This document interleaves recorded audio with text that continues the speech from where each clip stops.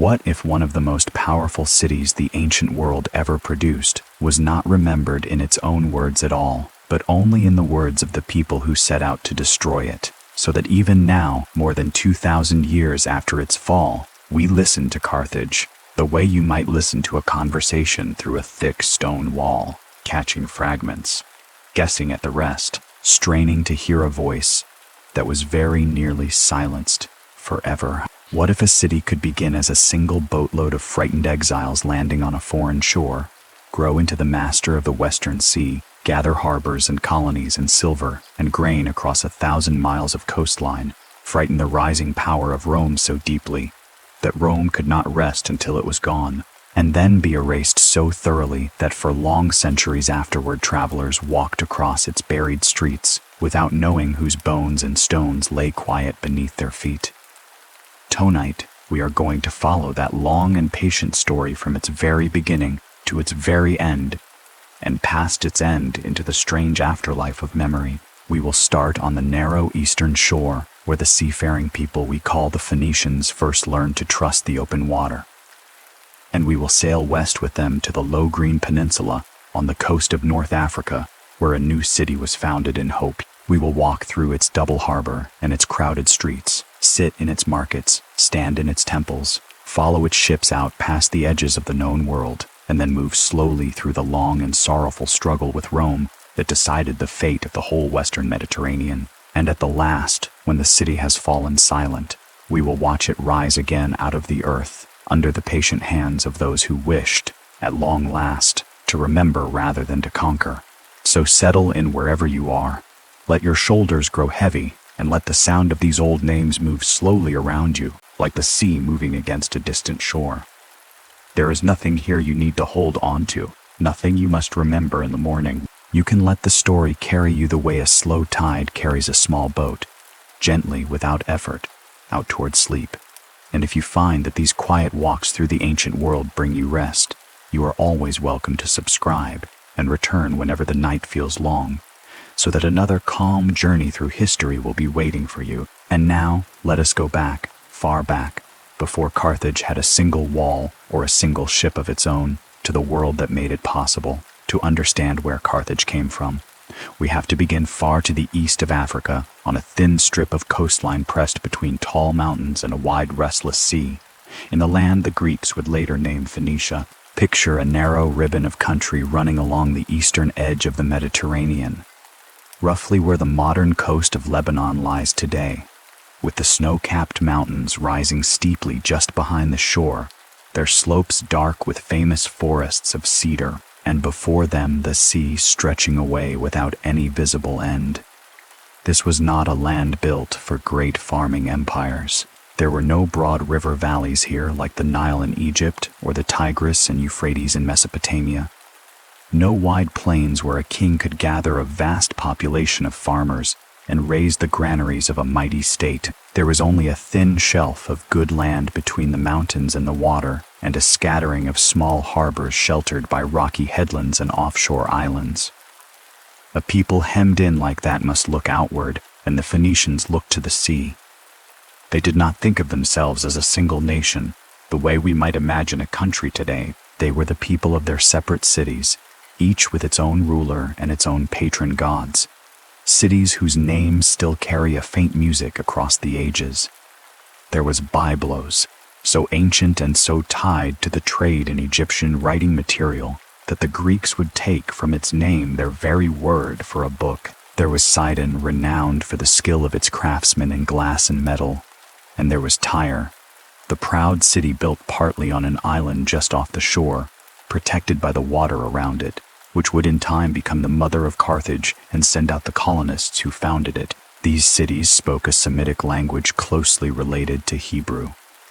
worshipped gods with names like Baal and Melkort and Astarte, and above all, they sailed. The great gift the Phoenicians gave to the world grew out of this trade,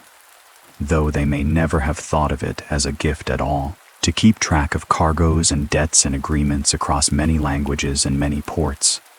they used a system of writing far simpler than the complicated scripts of Egypt and Mesopotamia, a set of a couple of dozen signs,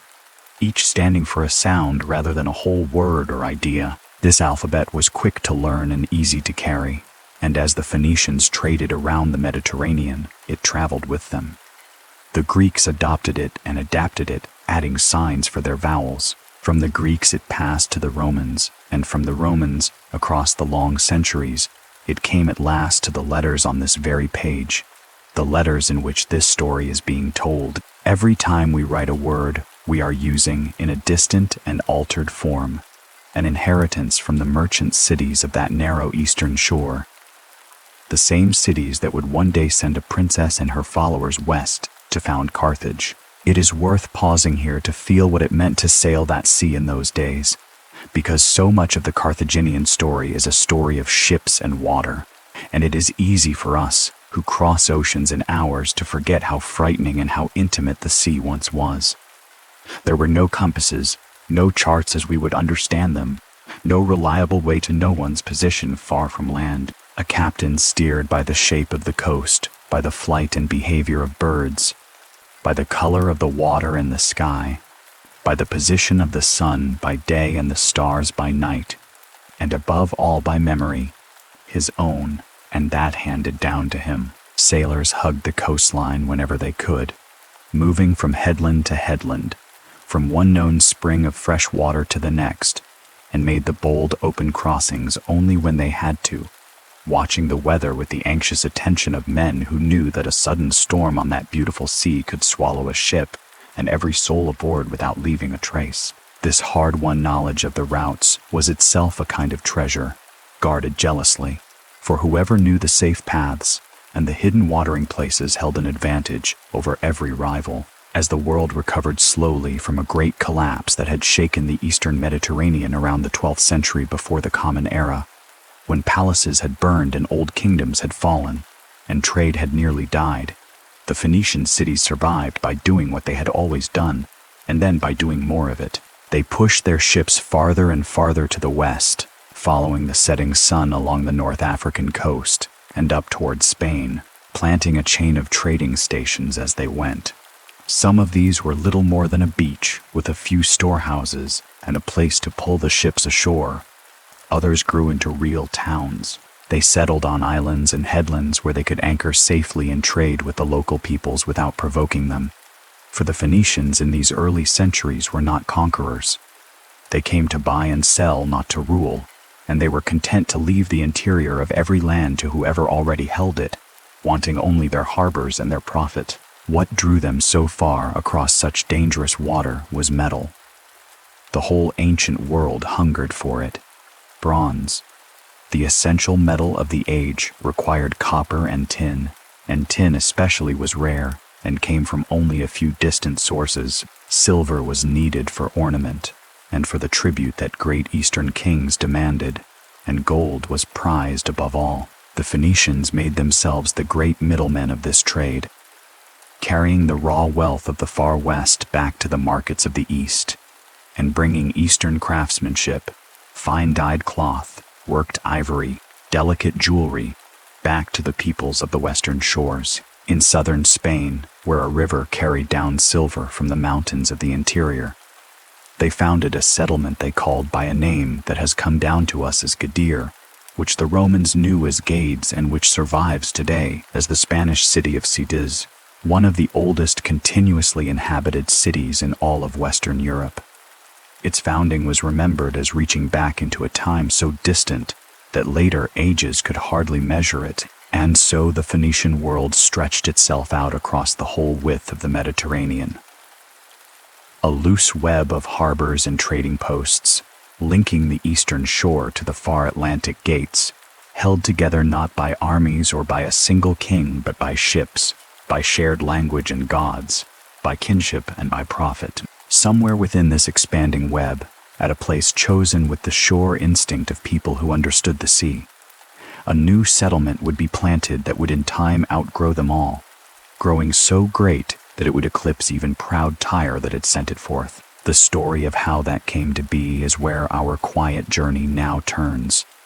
From the eastern shore to the African coast, from the mother cities to the daughter that would surpass them. Look now at a map of the Mediterranean, and find the point where the sea narrows to its slenderest waist, where the coast of North Africa reaches up toward the island of Sicily and the toe of Italy, so that the Great Sea is almost pinched into two basins, an eastern and a western, joined by a strait of open water, only a few days' sail across. Any ship moving between the two halves of that world had good reason to pass near this point, and any city planted here would sit astride the crossing of every western trade route, drawing to itself the traffic of the whole sea. And here, on a low peninsula reaching out into a wide gulf on the coast of what is now Tunisia, with sheltered water on either side, a defensible hill rising gently behind the shore, fresh water near at hand, and rich farmland spreading inland, there was a place that might have been designed by nature for a great harbor. It was, in the plain language of merchants, perfect. And here, according to the traditions later gathered by Greek and Roman writers, in the years around the end of the 9th century before the Common Era, the city of Carthage was founded. The name its founders gave it was Qart-hadasht, which in their own tongue meant simply the new city, or the new town. It was new in relation to Tyre, the old and venerable mother city from which the colonists had come. Over the centuries, Greek tongues would soften Qart-hadasht into Carthage, and Latin tongues would reshape it into Carthago. And from Carthago comes the name we still use tonight. But at its very heart, beneath all the grandeur it would one day acquire, the city always carried that plain and hopeful meaning, the new city, a fresh beginning made by exiles on a foreign shore, a name that speaks quietly of people starting over far from home. The Carthaginians remembered their founding not merely as a matter of trade, but as a story. And it is a story worth telling slowly, because it reveals how the city understood itself. According to the tradition, Carthage was founded not by a king, but by a queen, a princess of Tyre whom the Phoenicians called Elissa, and whom the Romans would later come to call Dido. She was, in the tale, the sister of the king of Tyre, and she fled her homeland after her brother, greedy for wealth, murdered her husband, a wealthy priest, and seized his gold, gathering loyal followers who would not serve so treacherous a king, and carrying with her what treasure she could. Elissa took ship and sailed away into exile. She stopped first at Cyprus, where more followers are said to have joined her, and then came at last to the African coast, to the wide gulf, where Carthage would one day stand. There, the story continues, she asked the local people to sell her land on which to settle, and they, wary of these foreign newcomers and unwilling to give up much, offered her only as much ground as could be covered by the hide of a single ox. It was meant, perhaps, as a way of refusing her without seeming discourteous, but Elissa, clever as her people were always said to be, accepted the strange bargain and then turned it to her advantage. She had the ox hide cut into the thinnest possible strips, and these she tied end to end into one long thread, and with that single unbroken line she enclosed, not a tiny plot, but a whole hill. That hill was afterward called the Byrsa, a name the Greeks connected with their own word for an ox hide, and it became the citadel and the sacred heart of the city. Whether any of this happened as the story tells it, we cannot know. It has the shape of a legend, resting partly on a clever pun, and partly on the ancient love of a founding riddle, but it preserves something real about the Carthaginian self-image, the image of a people who won their place in the world, not by brute force but by wit, patience, and the turning of an unfair bargain into an unexpected triumph. The legend does not end in triumph, though. In its fuller form, a local king later desired to marry Elissa, and to escape that marriage, and to keep faith with the memory of her murdered husband, she chose death over surrender, building a great fire and giving her own life upon it rather than betray her past or her people's freedom. This somber ending sits beneath the founding like a shadow, and centuries later the Romans would take up the figure of the tragic queen and weave her into their own greatest poem, imagining Elissa, their Dido, as a lovelorn ruler, who welcomed a wandering hero of Troy named Aeneas, only to be abandoned by him when duty called him onward to found the line that would become Rome. In that later telling, the queen's grief and dying anger became a kind of curse foretelling the long enmity between Carthage and Rome, as though the hatred between the two cities had been born in the very hour of Carthage's founding. It is a beautiful invention composed long after both events, but it shows how deeply intertwined the two cities would become in memory,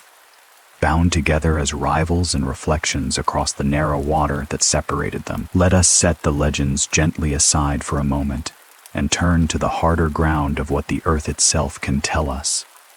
For archaeology gives us part of the picture, though only part. The oldest layers of settlement uncovered at Carthage seem to date to somewhere in the 8th century before the Common Era, perhaps reaching back a little earlier, which agrees closely enough with the traditional founding date that later writers placed in the years around 814. In those first generations, Carthage was nothing like the great power it would become. It was one Phoenician settlement among many along that coast, a daughter of Tyre that at first sent a share of its wealth home to the mother city and honored the gods of the old shore. What set Carthage apart, slowly and over many lifetimes, was its extraordinary position and its steady, patient growth, until it ceased to be merely one colony among others and became the leader of them all, and at last a power in its own right that no longer looked east for permission, but commanded the western sea itself. The world into which Carthage grew was crowded and various, and it is worth pausing to people it, for a city does not rise in emptiness. Along the same North African coast lived the peoples whom the ancients grouped under the name of Libyans, farmers and herders of the fertile plains and hills, and inland ranged the Numidians and the Mori, skilled horsemen whose swift cavalry would one day fight both alongside Carthage and against it, and whose kings would play a fateful part in its story. Away to the east lay Egypt, older than memory itself, and beyond it the great empires of the Near East rose and fell. Across the sea to the north stretched the lands of the Greeks, who in these same centuries were sending out their own colonists in every direction, planting cities around the shores of Sicily, of southern Italy, of the Black Sea, and beyond. The Greeks and the Phoenicians were the two great seafaring, colonizing peoples of the age, and wherever their settlements met, and especially in Sicily, that beautiful island set squarely in the middle of the Western Sea, they would compete for generations,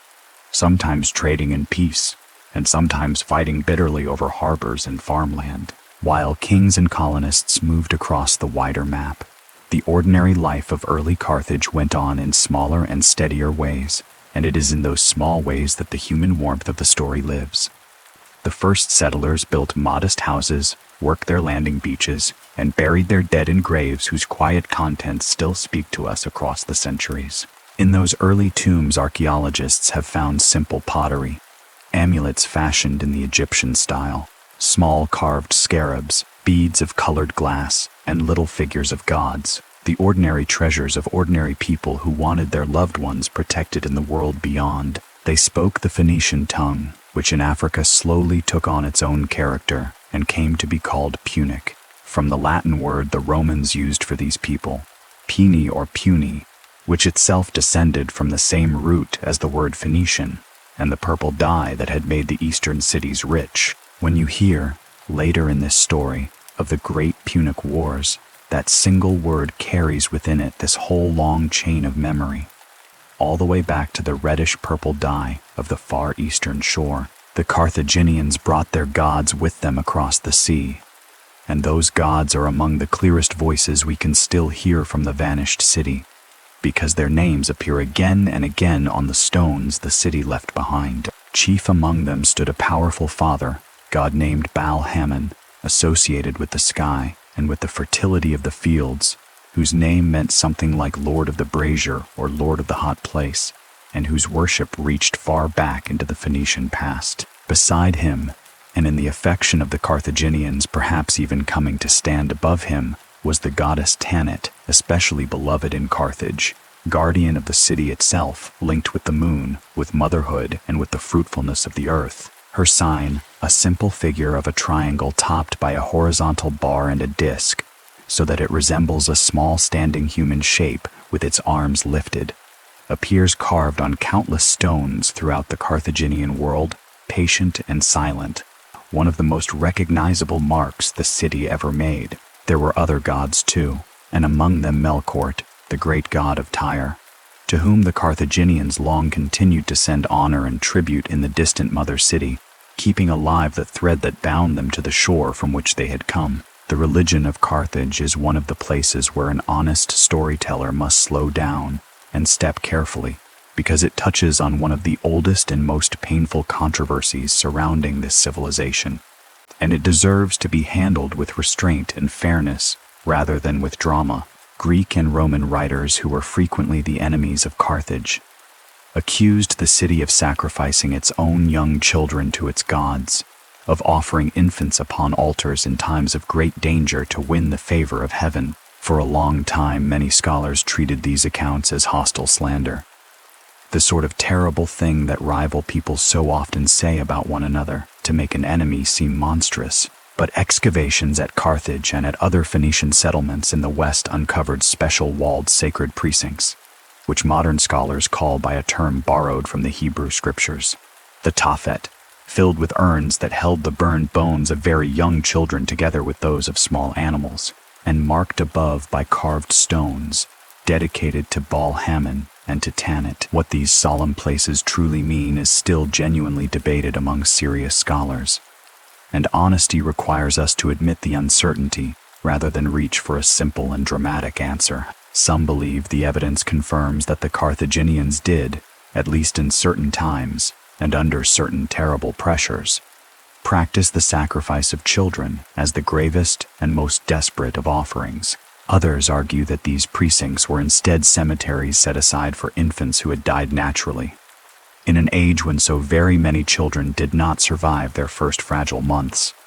and that burial there was an act of grief and religious devotion rather than of killing. The truth may lie somewhere between these views, and it may well have changed over the long centuries of the city's life. What we can say with fairness is that the accusation is ancient, that the physical remains are undeniably real, and that we should hold the whole question with the humility it deserves, neither dismissing the sources out of hand, nor believing every hostile word written by an enemy. Whatever these rites meant to those who performed them, the people involved were human beings, mothers and fathers, who surely loved their children as fiercely as any parents anywhere, living in a world far more shadowed by death and fear than our own, and they deserve to be remembered with compassion rather than with horror. Let us leave that difficult and shadowed ground now and return to the daylight, to the harbors and the markets and the ships, where the true and lasting genius of Carthage shone most brightly. For above everything else, Carthage was a city of commerce and of the sea. The Carthaginians inherited the whole network of Phoenician trade routes across the western Mediterranean, and over the generations they made themselves its masters. Their ships carried the silver of Spain and the tin that came by long and closely guarded routes from as far away as the misty coasts of the Atlantic, and perhaps from the islands of Britain themselves, the gold that came up out of West Africa, the abundant grain of their own rich African farmland, wine and oil and salted fish, worked metal and glass, and above all the famous purple dye, drawn drop by precious drop from a small sea snail so costly and so brilliant that it clothed the kings and priests of the whole ancient world in its color. The making of that purple is itself a small window into the patient, laborious character of the people, and it is worth lingering on for a moment, as the fire burns low. The dye came from a gland within a sea snail called the murex, and it took many thousands of the little creatures to yield even a small quantity of the treasured color. Along the Phoenician and Carthaginian coasts, the discarded shells piled up in great mounds beside the dye works,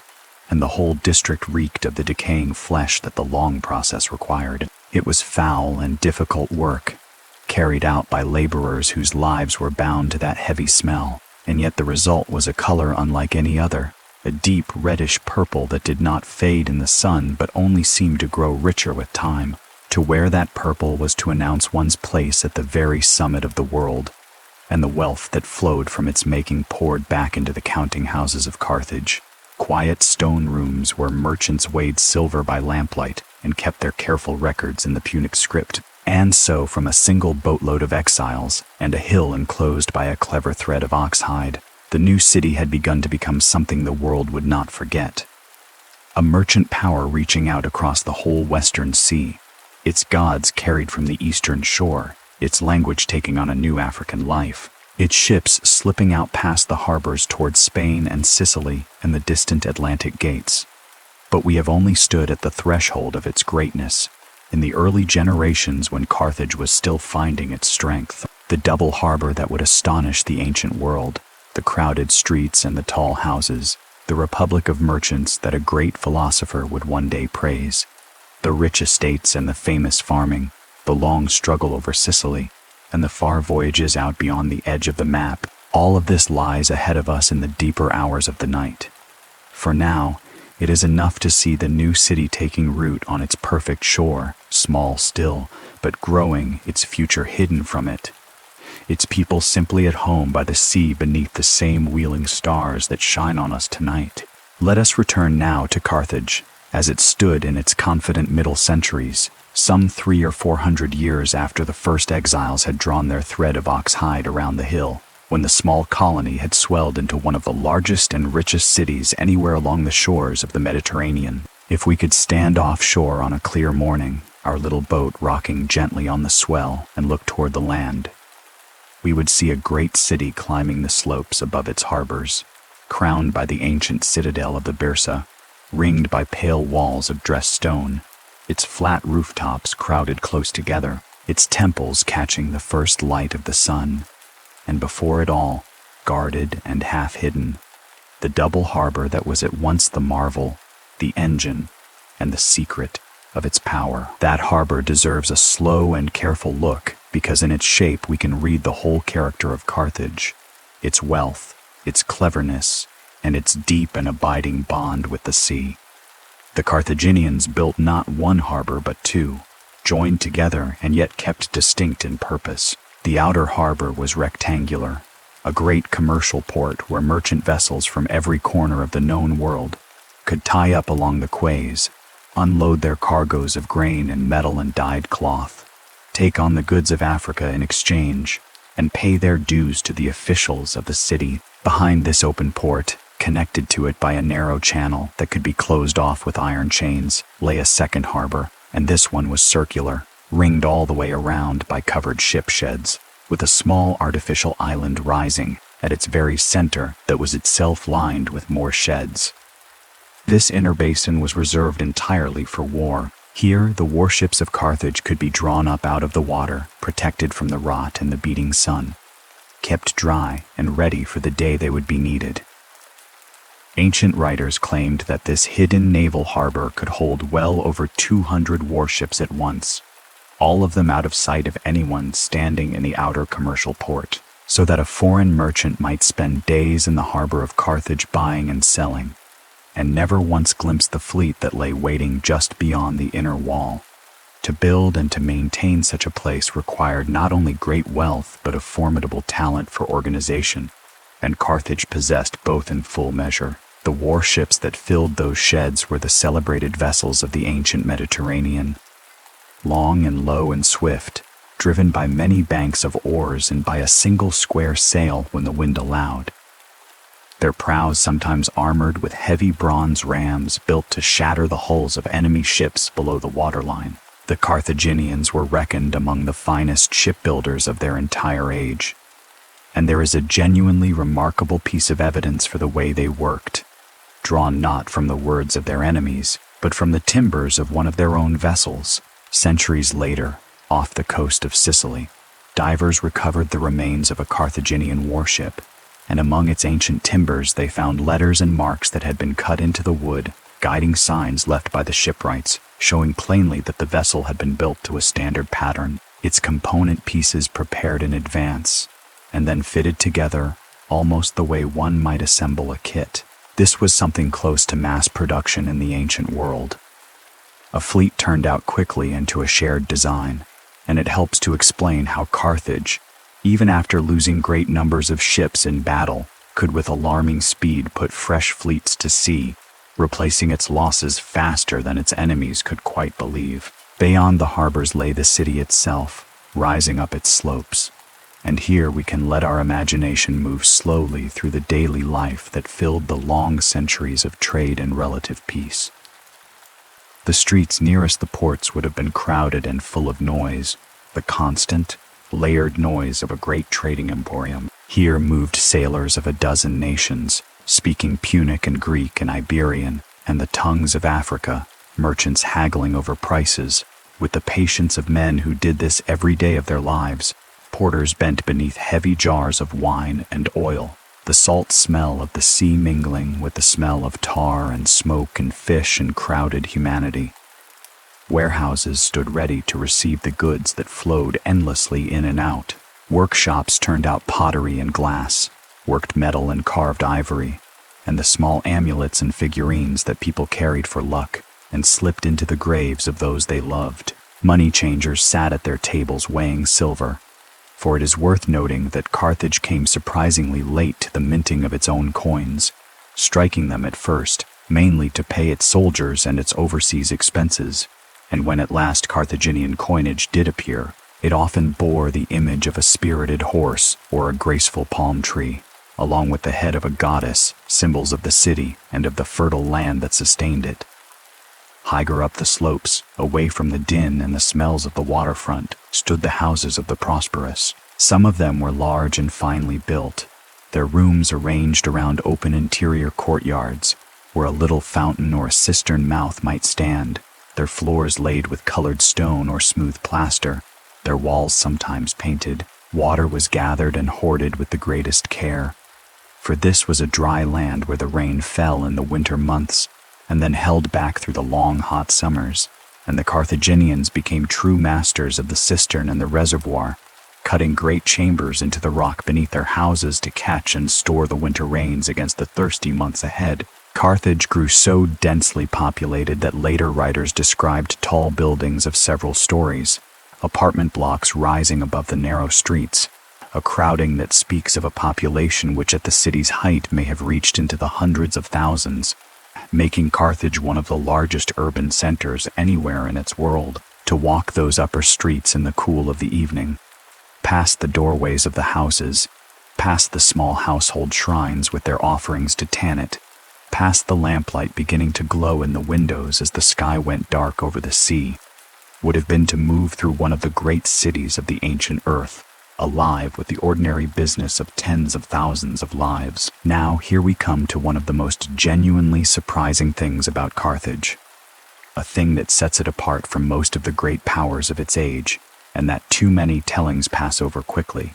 Who ruled this teeming city, and how? The answer is that in its mature centuries, Carthage was not a kingdom at all. The old tradition of Elissa, the founding queen, had given way, at some point we cannot precisely fix, to a government of an entirely different kind, a republic of merchants and landowners in which power was shared among the leading families and exercised through councils and elected officials, rather than held in the single hand of a king. At the head of the state stood two chief magistrates, chosen each year, who bore a title that the Romans rendered as Sophites,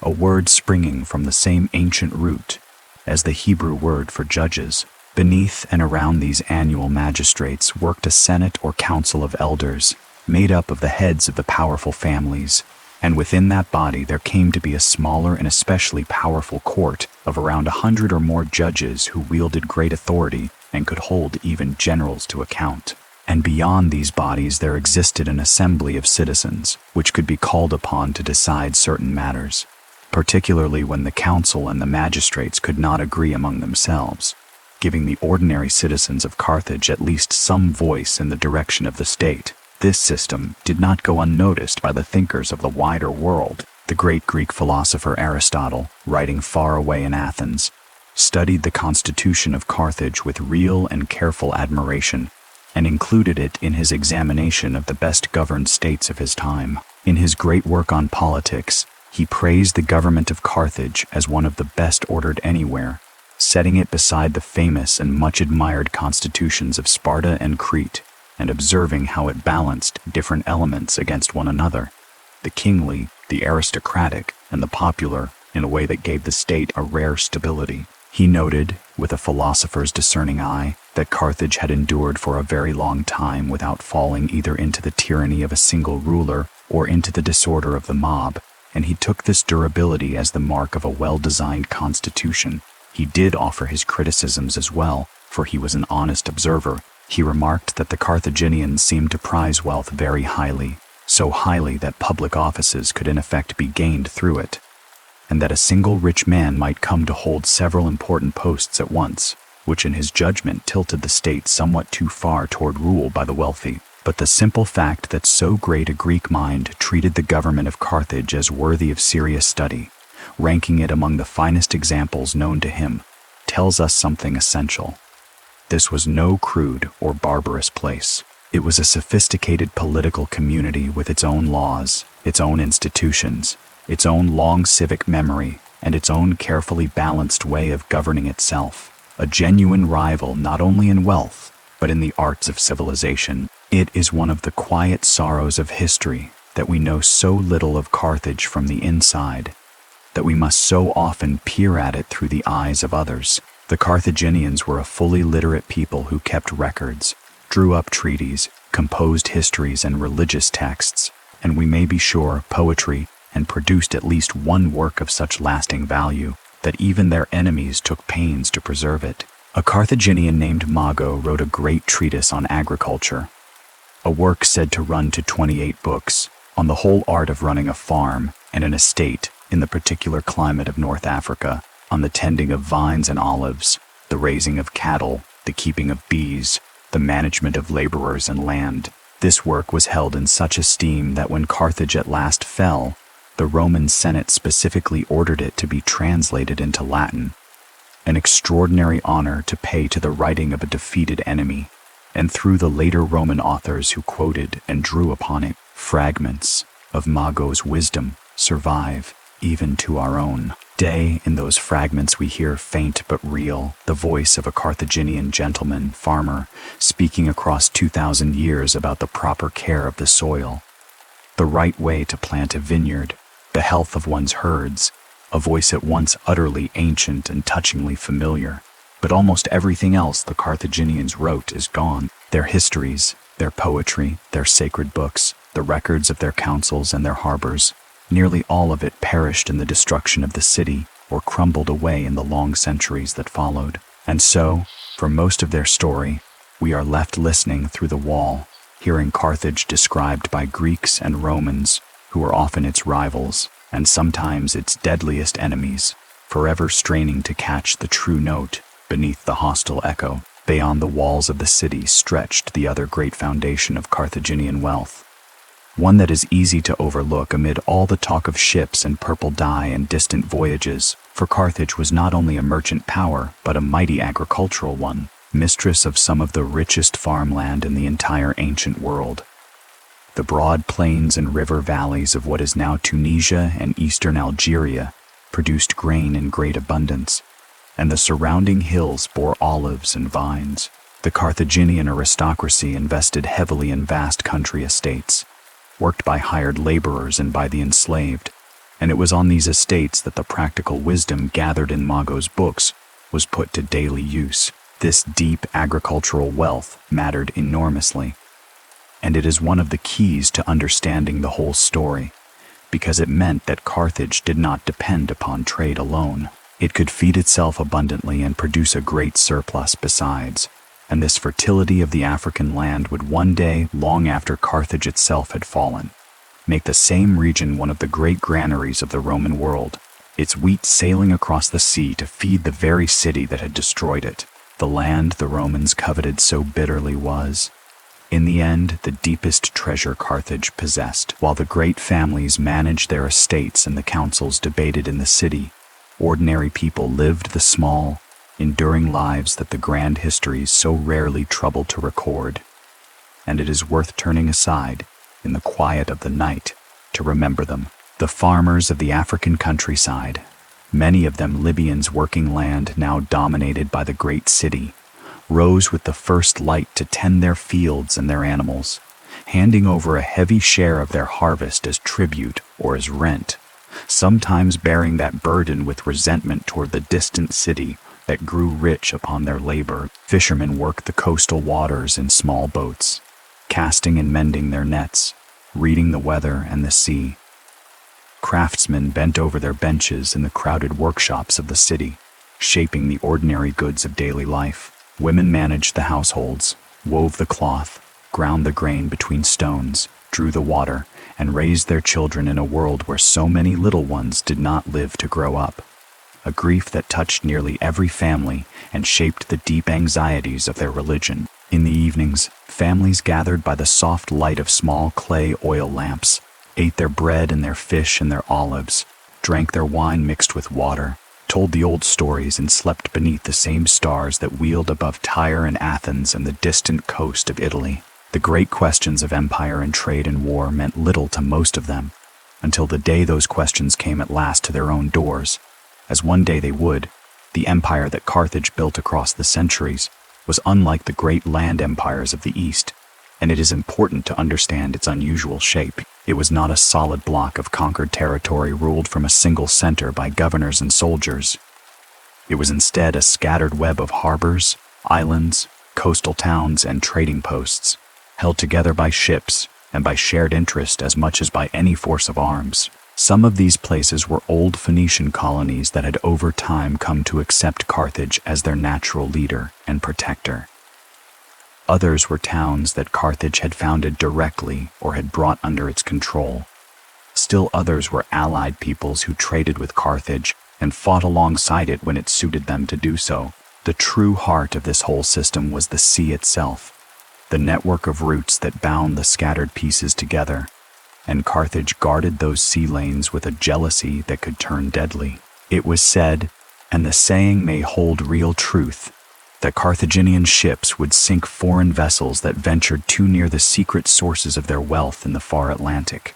and that a Carthaginian captain, finding himself shadowed by a rival who hoped to learn his route, would deliberately run his own ship aground and wreck it rather than lead the stranger to the tin lands, accepting the loss because the city would repay him for a secret kept. Because Carthage was a commercial state, whose citizens were reckoned more valuable making money in sailing ships than dying on distant battlefields. It fought most of its wars not with armies drawn from its own people, but with mercenaries and allies, soldiers hired from across the Mediterranean and North Africa. This gave the armies of Carthage a strange and colorful variety. Unlike anything in the disciplined ranks of a citizen army, there were spearmen from the African plains, and slingers from the Balearic Islands whose whirling stones could crack a helmet at a startling distance, and who were said to practice from childhood by knocking down their food to earn it. There were tough Iberian and Celtic warriors recruited from Spain, Greek mercenaries whenever they could be hired, and above all the magnificent light cavalry of the Numidians, riders of such skill that they controlled their swift horses without bridles, guiding them by voice and by a touch, sweeping in upon an enemy,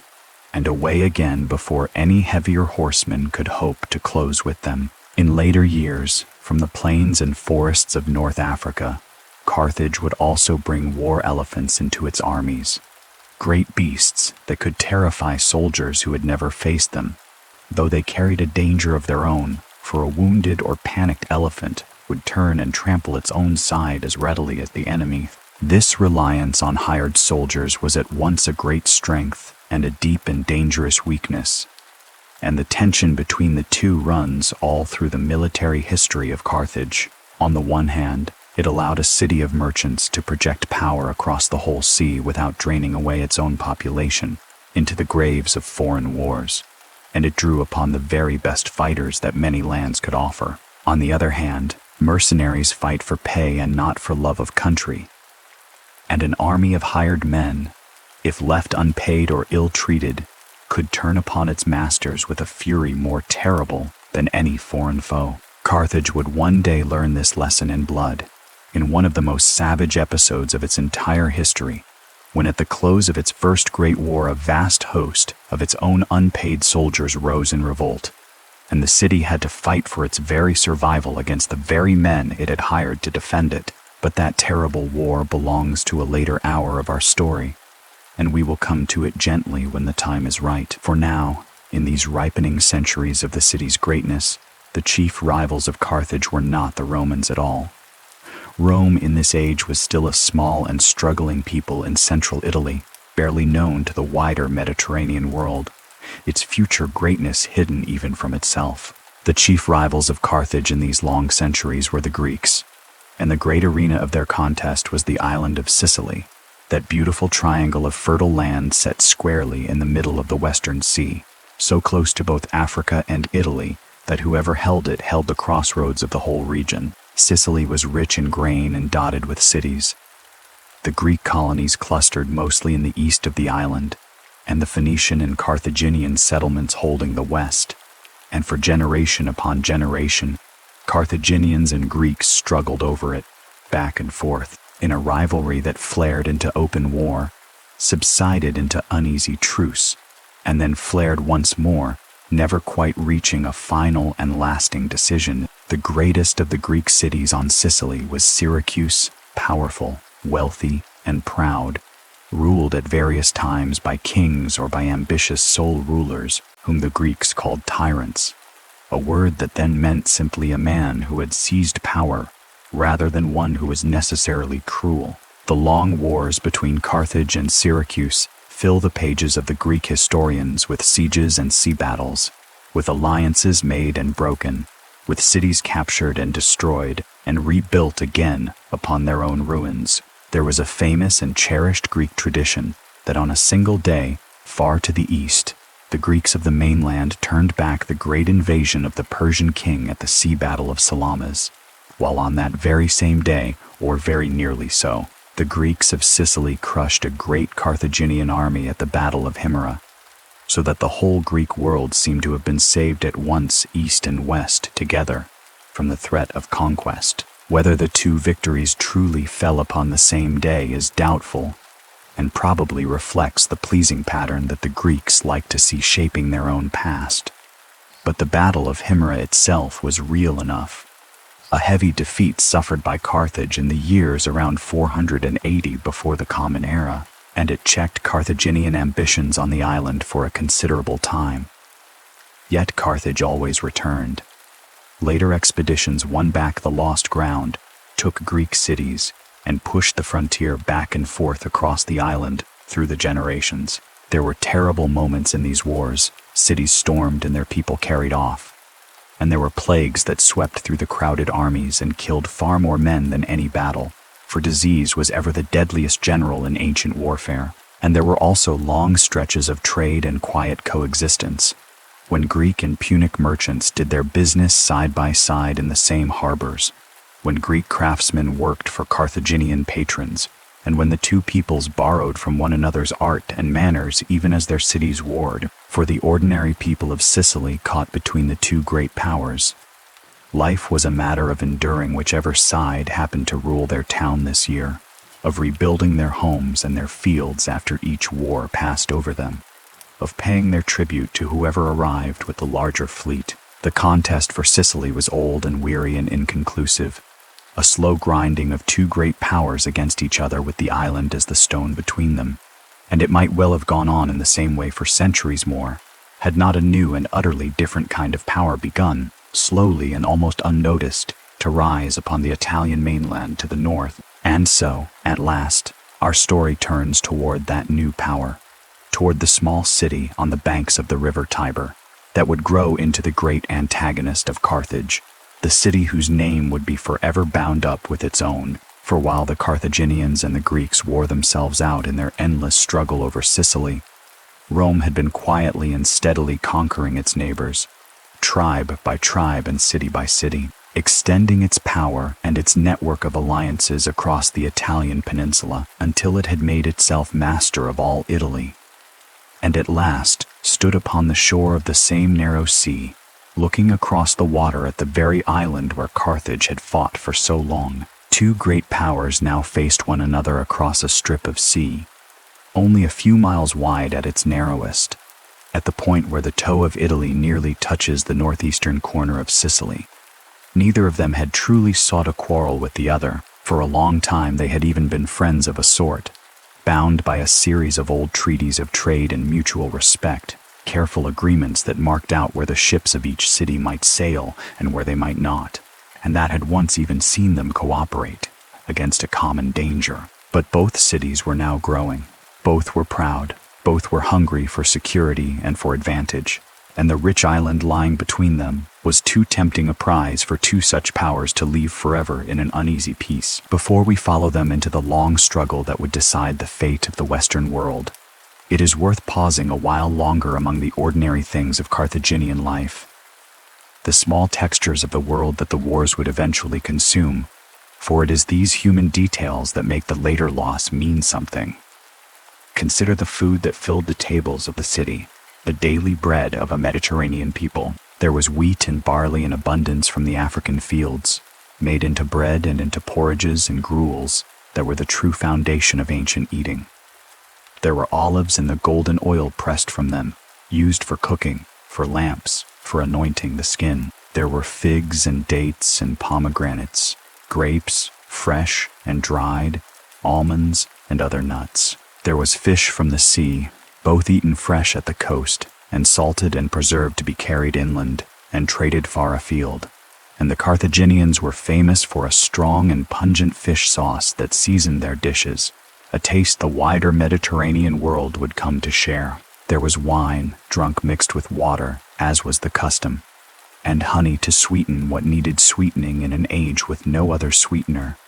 The wealthy dined well on meat and delicacies, reclining perhaps in the manner that spread through the ancient world, while the poor lived, as the poor always have, on bread and oil and whatever the season and their small means allowed. Consider, too, the clothing of the people and the crafts of their hands. The Carthaginians wore garments of wool and of linen, and the wealthy could afford cloth dyed in the precious purple that their own city made famous, along with fine jewelry of gold and silver and colored stone, much of it showing the mingled influences of Egypt and Greece and the Near East, for a trading people naturally gathered the fashions of many lands. They wore amulets against misfortune and against the evil eye, small protective charms that turn up again and again in their graves,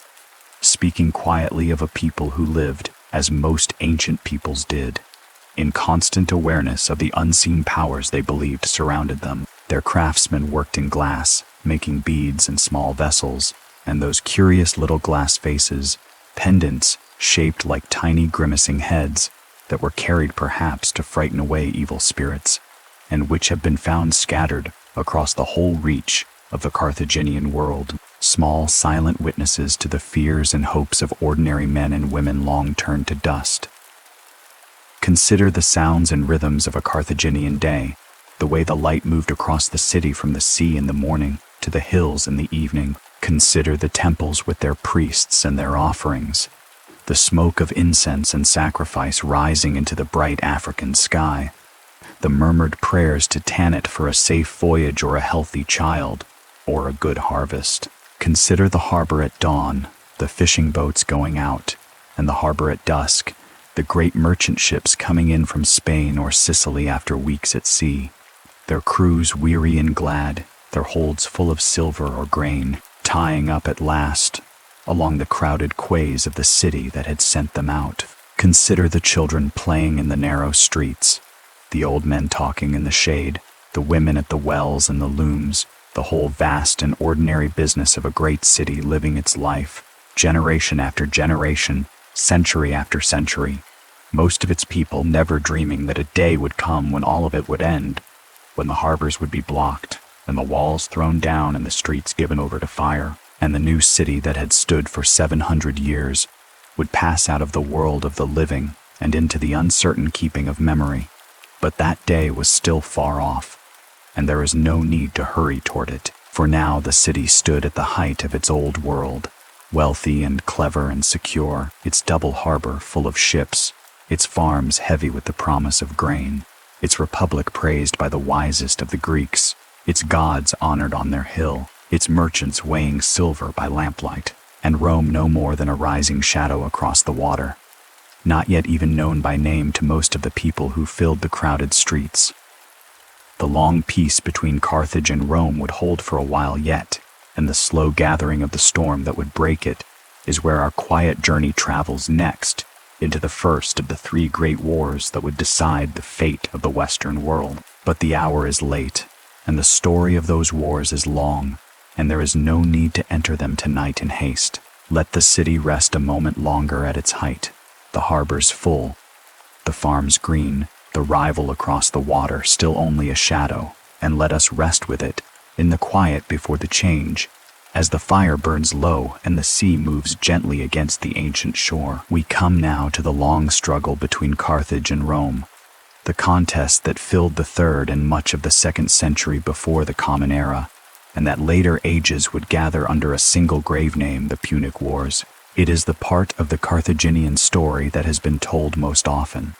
and usually it is told as a tale of battles and generals, of blood and fire and the crossing of the Alps. But we will walk through it slowly and gently, in the manner of this quiet hour, attending less to the clash of arms than to why the wars came at all, what they truly cost, and how they were lived by the ordinary people caught within them. For behind the famous names of the commanders lay farmers and sailors, wives and children, whole cities that rose and fell, and two proud peoples who each believed with complete sincerity that they were fighting not out of greed, but for their own survival. It is that sincerity on both sides that gives the whole long struggle its deep and abiding sadness, the sadness of a conflict that perhaps need never have ended as it did. For a long time, as we have seen, Carthage and Rome had no quarrel between them at all. They lived, in a sense, in two different worlds. Carthage was a great maritime power facing outward toward the Western Sea, while Rome was a land power slowly carving out its dominion among the peoples of Italy. Their interests did not much overlap, and so they lived in peace. They signed treaties with one another, the earliest of them reaching back, by tradition, to the very first years of the Roman Republic. Agreements that carefully divided their spheres of activity and regulated their trade, promising friendship and marking out precisely where the ships of each city might sail and where they might not venture. When a powerful foreign king from across the Adriatic once invaded Italy and threatened the interests of both cities at once, Carthage and Rome even cooperated against him, standing together as allies. There was no ancient destiny written in the stars that decreed these two must one day fight to the death. What brought them at last into collision was, in the beginning, a small and almost accidental thing, a local quarrel in Sicily that drew in first the one great power, and then the other, until neither could withdraw from the island without appearing to hand it over to its rival, and pride and fear did the rest. The trouble began at a city called Messana, on the northeastern tip of Sicily, just across the narrow strait from the toe of Italy, held by a band of Italian mercenaries who had years before seized the town for themselves, finding themselves threatened by the power of Syracuse. These men sent out a desperate appeal for help, and in their desperation they appealed not to one power but to two at the same time, to Carthage and to Rome both. Carthage, ever watchful over Sicily and quick to act, moved first and placed a garrison within the city, but Rome, after much hesitation and debate, decided also to intervene, unwilling to see the power of Carthage planted so firmly on the very doorstep of Italy at the narrowest crossing between the island and the mainland. When Roman forces at last crossed the strait, the two great states found themselves, almost before either had truly meant it, at war with one another. It was the year 264 before the Common Era, and the First Punic War had begun, a conflict that would drag on for more than 20 years and prove far longer and far more terrible than anyone on either side could have imagined at its outset. At the very start, the two powers were strangely and interestingly mismatched, each strong exactly where the other was weak. Carthage was the great sea power of the age, mistress of a mighty and experienced fleet and of harbors all across the western Mediterranean, while Rome was a formidable land power with a superb and disciplined army, but with almost no navy worth the name. On land, in the fighting on Sicily, the Romans did well and pushed the Carthaginians steadily back, but they soon came to understand a hard truth, that they could never win the war so long as Carthage ruled the sea unchallenged, freely resupplying its garrisons,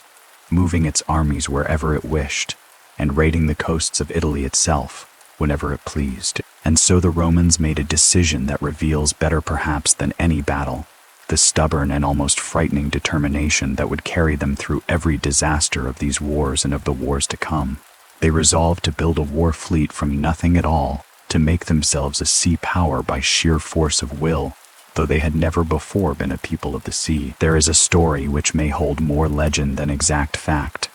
but which captures a real and telling truth about the Roman character,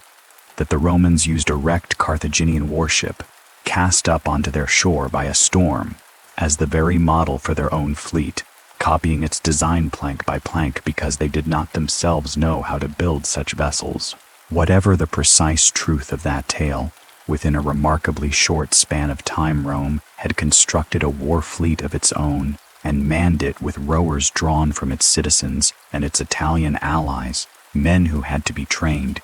it was said, on benches set up on dry land before they had ever once touched the water, knowing that their raw and inexperienced crews could never hope to match the skilled Carthaginians in the delicate arts of ramming and maneuvering at sea. The Romans devised a clever contrivance to turn a sea battle into something more like the land battle at which they excelled. It was a boarding bridge hinged at one end, with a great iron spike at its outer tip, which could be dropped down onto the deck of an enemy ship to pin the two vessels fast together, so that Roman soldiers could then storm across the bridge and fight it out hand to hand, as though on solid ground. With this crude but effective device, the untried Roman navy won a stunning early victory that astonished the whole Mediterranean world, and the long war settled into a grinding, brutal struggle back and forth across the sea and the island of Sicily. The First Punic War dragged on for 23 years, a length that slowly exhausted both sides and drained them of ships and silver and men. There were great sea battles in which hundreds of vessels clashed together, and many thousands of men drowned in the blue water. There was a bold Roman invasion of Africa itself, which came dangerously close to the walls of Carthage, before it was at last defeated and its commander taken prisoner, a Roman general named Regulus, whose fate would become a famous and much embellished tale among his countrymen. There were terrible storms at sea that destroyed whole Roman fleets in a single night, sending far more men to the bottom than any battle ever did, for the Romans, brave but forever inexperienced upon the water, again and again lost their ships to the weather they had not yet learned to respect and read, as the Carthaginians did, and each time disaster struck them, with the same grim and almost unnerving persistence.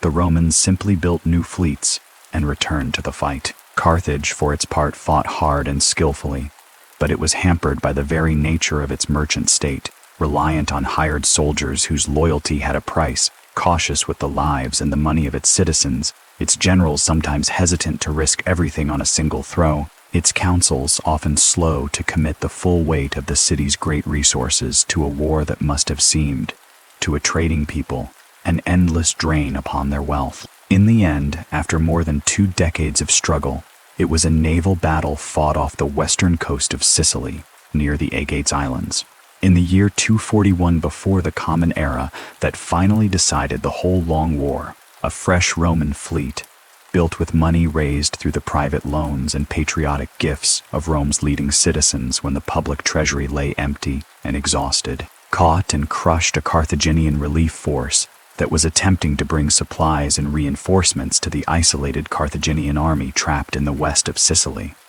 With its fleet destroyed and its army cut off and unable to be supplied, Carthage had no choice left but to make peace. It agreed to withdraw entirely from Sicily, to pay a heavy indemnity in silver spread over many years, and to release its Roman prisoners. And so Sicily, the beautiful island over which Carthage had fought first the Greeks, and then the Romans for centuries, passed at last out of Carthaginian hands and became the first overseas province of Rome, the first stone in the great edifice of empire that Rome would go on to build. The long war was over, and Carthage had lost. Yet Carthage had not been destroyed, and few on either side could have guessed, in that hour of exhaustion and relief, that the very worst was still to come. For the defeat in Sicily was followed almost at once by a catastrophe closer to home, a disaster born not of any foreign enemy, but of the merchant city's own hired soldiers. and it is one of the most harrowing episodes in the whole of ancient history. When the long war ended, Carthage brought its mercenary army back across the sea to Africa, expecting to settle the accounts, pay the men what they were owed, and send them home to their scattered lands. But the city, drained by the endless expense of the war, and burdened now with the crushing indemnity owed to Rome, delayed and haggled, and tried to reduce what it would pay, and the soldiers, many thousands of them, hard men of a dozen nations who had fought and suffered and bled for years in Sicily, grew first resentful, and then, as the delays and the broken promises mounted, furiously enraged. They rose in open revolt against the very city that had employed them, and they were quickly joined by many of the subject Libyan peoples of the African countryside, who had long chafed beneath the heavy taxes and the heavy hand that Carthage laid upon them to fund its wars. What followed was a conflict of such terrible savagery, fought almost at the very gates of Carthage, that the ancient writers who recorded it called it the Truceless War, a war utterly without mercy or restraint on either side, in which prisoners were tortured and killed, and no quarter was asked or given. This war between Carthage and its own soldiers lasted more than 3 years and brought the city nearer to complete destruction than the Romans had managed to do in all their 23 years of fighting. It was a struggle for the very survival of Carthage, waged against men who knew all its methods and its weaknesses because they had been its own defenders. In the end, the city prevailed, but only barely, and at a fearful cost in blood and treasure, and the memory of that horror seared itself deep into the Carthaginian consciousness. And while Carthage was distracted and bleeding in this desperate internal agony, Rome, watching from across the water, coldly seized the islands of Sardinia and Corsica as well, taking advantage of Carthaginian weakness to extend its power at a moment when Carthage could do nothing to resist, and then demanding still more silver as the price of peace. This act, more perhaps than the honest defeat in the war itself, planted a deep and lasting bitterness in the hearts of the Carthaginians, a sense of having been not only beaten but robbed and humiliated while helpless, a wound that would fester for a generation and help to bring on the next and even greater war. It was in the aftermath of these twin disasters, the loss in Sicily and the horror of the mercenary revolt, that a single powerful family rose to lead the recovery of Carthage. And with them we come to the most famous names in all of the Carthaginian story. The family was that of Hannibal Barca, a brilliant and energetic general who had commanded with distinction in the last years of the war in Sicily, and who had played a leading part in finally crushing the terrible revolt of the mercenaries. Hamilcar understood, more clearly perhaps than the cautious merchants of the council, that Carthage, stripped of Sicily and Sardinia and Corsica, and burdened with debt to Rome, needed a new source of wealth and strength if it were ever to recover its position in the world. He looked westward, toward Spain with its rich silver mines and its warlike peoples who might be recruited to fill the ranks of new armies. Crossing to the Iberian Peninsula, Hamilcar, and then, after his death, his son-in-law, and then his own sons built up a great Carthaginian dominion there, founding cities, working the mines, subduing or allying with the local tribes, and forging a powerful army whose deepest loyalty was not to the distant city and its council, but to their own family. The House of Barca, the greatest of the cities they founded in Spain, they called New Carthage, a new city, an echo doubling back upon itself, and it survives to this day as the Spanish port of Carthage, its very name a faint twofold memory of the ancient Tyrian tongue and the exiles who once landed on the African shore. There is a story, again preserved for us mainly by hostile sources,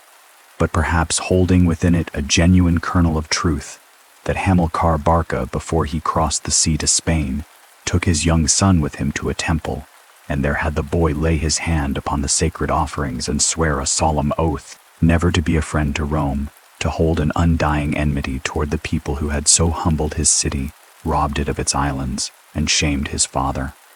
Whether the oath was truly sworn in just that way, at that altar, we cannot know for certain, and it may be a later dramatization of a real and famous hatred. But the son who was said to have sworn it would grow to become the most formidable enemy that Rome ever faced in all its long history. A general whose very name would echo through Roman nightmares for generations. a man whom even his Roman enemies came in time to regard with grudging awe as one of the greatest commanders who ever lived. His name was Hannibal. Hannibal Barca grew up almost within the armies of his family in Spain, learning the whole art of war from his childhood, learning the ground and the men and the endless practical craft of command. And when at last he came into his own as a commander, he revealed a genius for war that dazzled and terrified the ancient world. In the year 218 before the Common Era, a bitter dispute over a city in Spain gave the pretext for a new and far greater conflict, the Second Punic War. And Hannibal, rather than wait passively for Rome to bring its armies and its rebuilt fleet against him, conceived a plan of breathtaking boldness. He resolved to strike at the very heart of Roman power by leading an army overland, all the way from Spain across the broad and swift river Rachini, and then over the towering snow-covered barrier of the Alps, down into Italy itself, to carry the war to the Romans in their own homeland, among their own fields and cities, where they had not been seriously threatened in living memory. The crossing of the Alps became at once one of the most famous marches in all of history, and it was a feat of endurance that lies close to the edge of belief. Hannibal led a great and varied army, tens of thousands of foot soldiers drawn from many nations, together with his cavalry and a number of war elephants, up into the high passes as the autumn was already turning toward winter. The mountains were bitterly cold and treacherous, the paths narrow and slick with ice and snow, and the local mountain tribes were hostile, ambushing the strung-out column from the heights above, rolling great stones down upon the men and animals struggling along the precipices. Men and pack animals lost their footing and fell from the cliffs into the gorges far below. The cold killed many, and hunger weakened all the rest, as the supplies ran short in that empty and frozen world. By the time Hannibal's army at last stumbled down out of the mountains onto the plains of northern Italy, it had lost a great part of its original strength, perhaps half or even more of the men who had begun the terrible crossing. And yet Hannibal had accomplished what the Romans had believed to be simply impossible. He had brought an army over the roof of the world and set it down in the heart of Italy, and now he stood upon Roman soil, ready to strike with the local Gallic peoples of the north. No friends to Rome, flocking to swell his depleted ranks. What followed were some of the most crushing defeats that Rome ever suffered in the whole course of its history, delivered one after another by Hannibal's extraordinary tactical brilliance and his uncanny understanding of the minds of his opponents. At a river called the Trebia in the north, and then beside a mist-shrouded lake called Trasimene, where he laid a masterful trap and destroyed a whole Roman army caught strung out along the shore in the morning fog. And finally, most terribly of all, near a small town in the south of Italy called Cannae, Hannibal shattered Roman armies that were in every case considerably larger than his own.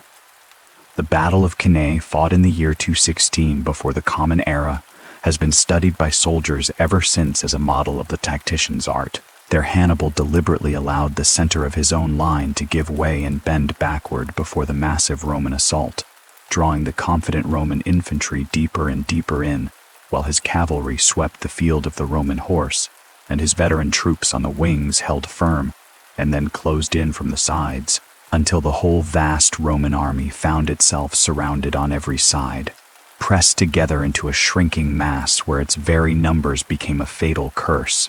where men could scarcely lift their weapons for the crush of their own comrades. The loss of life that day was enormous, one of the worst single days in all of Roman military history,